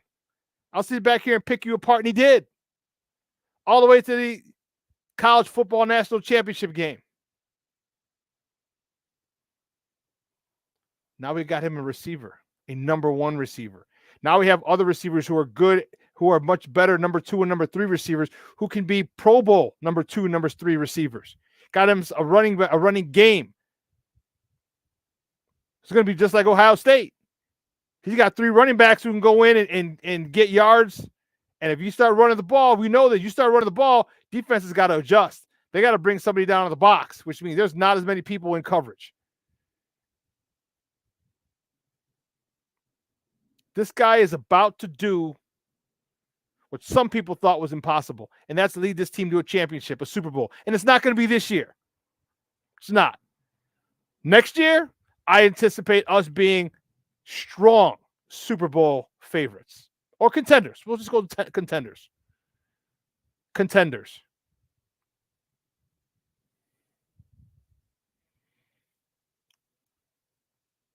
The pass to the tight end in the end zone against Tennessee, yes. The pass his rookie year against Pittsburgh in the end zone, amazing. This dude has it all. You know, and I bring it up. I brought it up plenty of times. Darnell Mooney, he, instead of double catching the pass on the goal line for the Commanders, he catches that, we win. Justin Fields leads us against the Dolphins. Missed extra point by Cairo Santos. We lose by a point.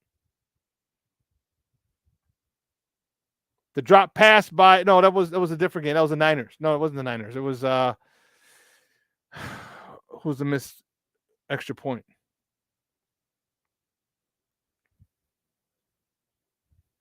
You had the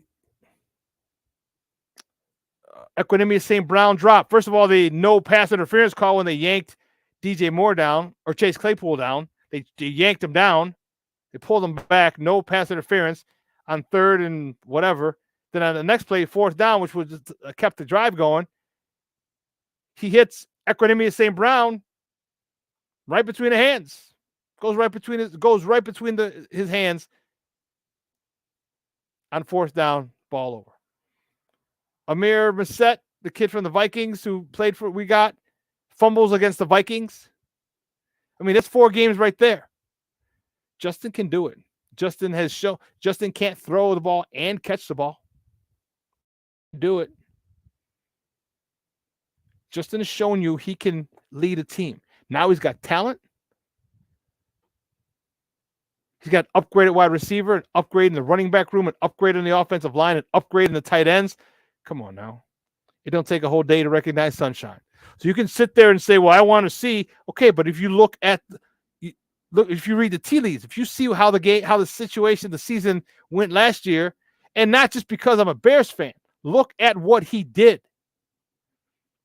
Got them in position to win. Kept them within 1 score. 7, 8 times of their losses? 7 or 8 of their losses were within 1 score? With the low level of talent that he had, with them gutting the entire defense. So now he's got to score every time because they traded away Roquan Smith. Robert Quinn was traded. They didn't bring Akeem Hicks back. You just purged that whole defense. You couldn't stop the run, so teams are running through you as like a canyon-sized hole. They still kept many of our losses to 1 score. Watch. A lot of people are going to owe him apologies. Man, 3 hours has come and gone. Holy cow. I want to thank my guest, Bob Nightingale, even though we recorded that yesterday. Bob Nightingale from USA Today, talking baseball with us. I was shocked. He said, start trading pieces. Start trading pieces. Start with TA. If you missed it, go back and check it out. I was surprised. I also want to thank my man, Damani Pugh, one of the smoke fellows, Lucky Lefty himself, coming on talking NBA Finals with your boy. It's going to be a tough one for the Miami Heat. I don't know if they can do it. I think Denver in 6 max. It could be 4, but maybe they'll give them Denver in 5. 6 is the absolute latest it'll go. It's not going 7. Well, thank you, Damani, for coming on, talking basketball with us. Great stuff. Listen, it's going to be a wonderful weekend here in Chicago. So if you're in the Chicagoland area, first and foremost, stay cool. It's going to be 90s all day today. I'm heading to the pool. As soon as I get done here, I'm going to grab me some lunch, and I'm going to the pool.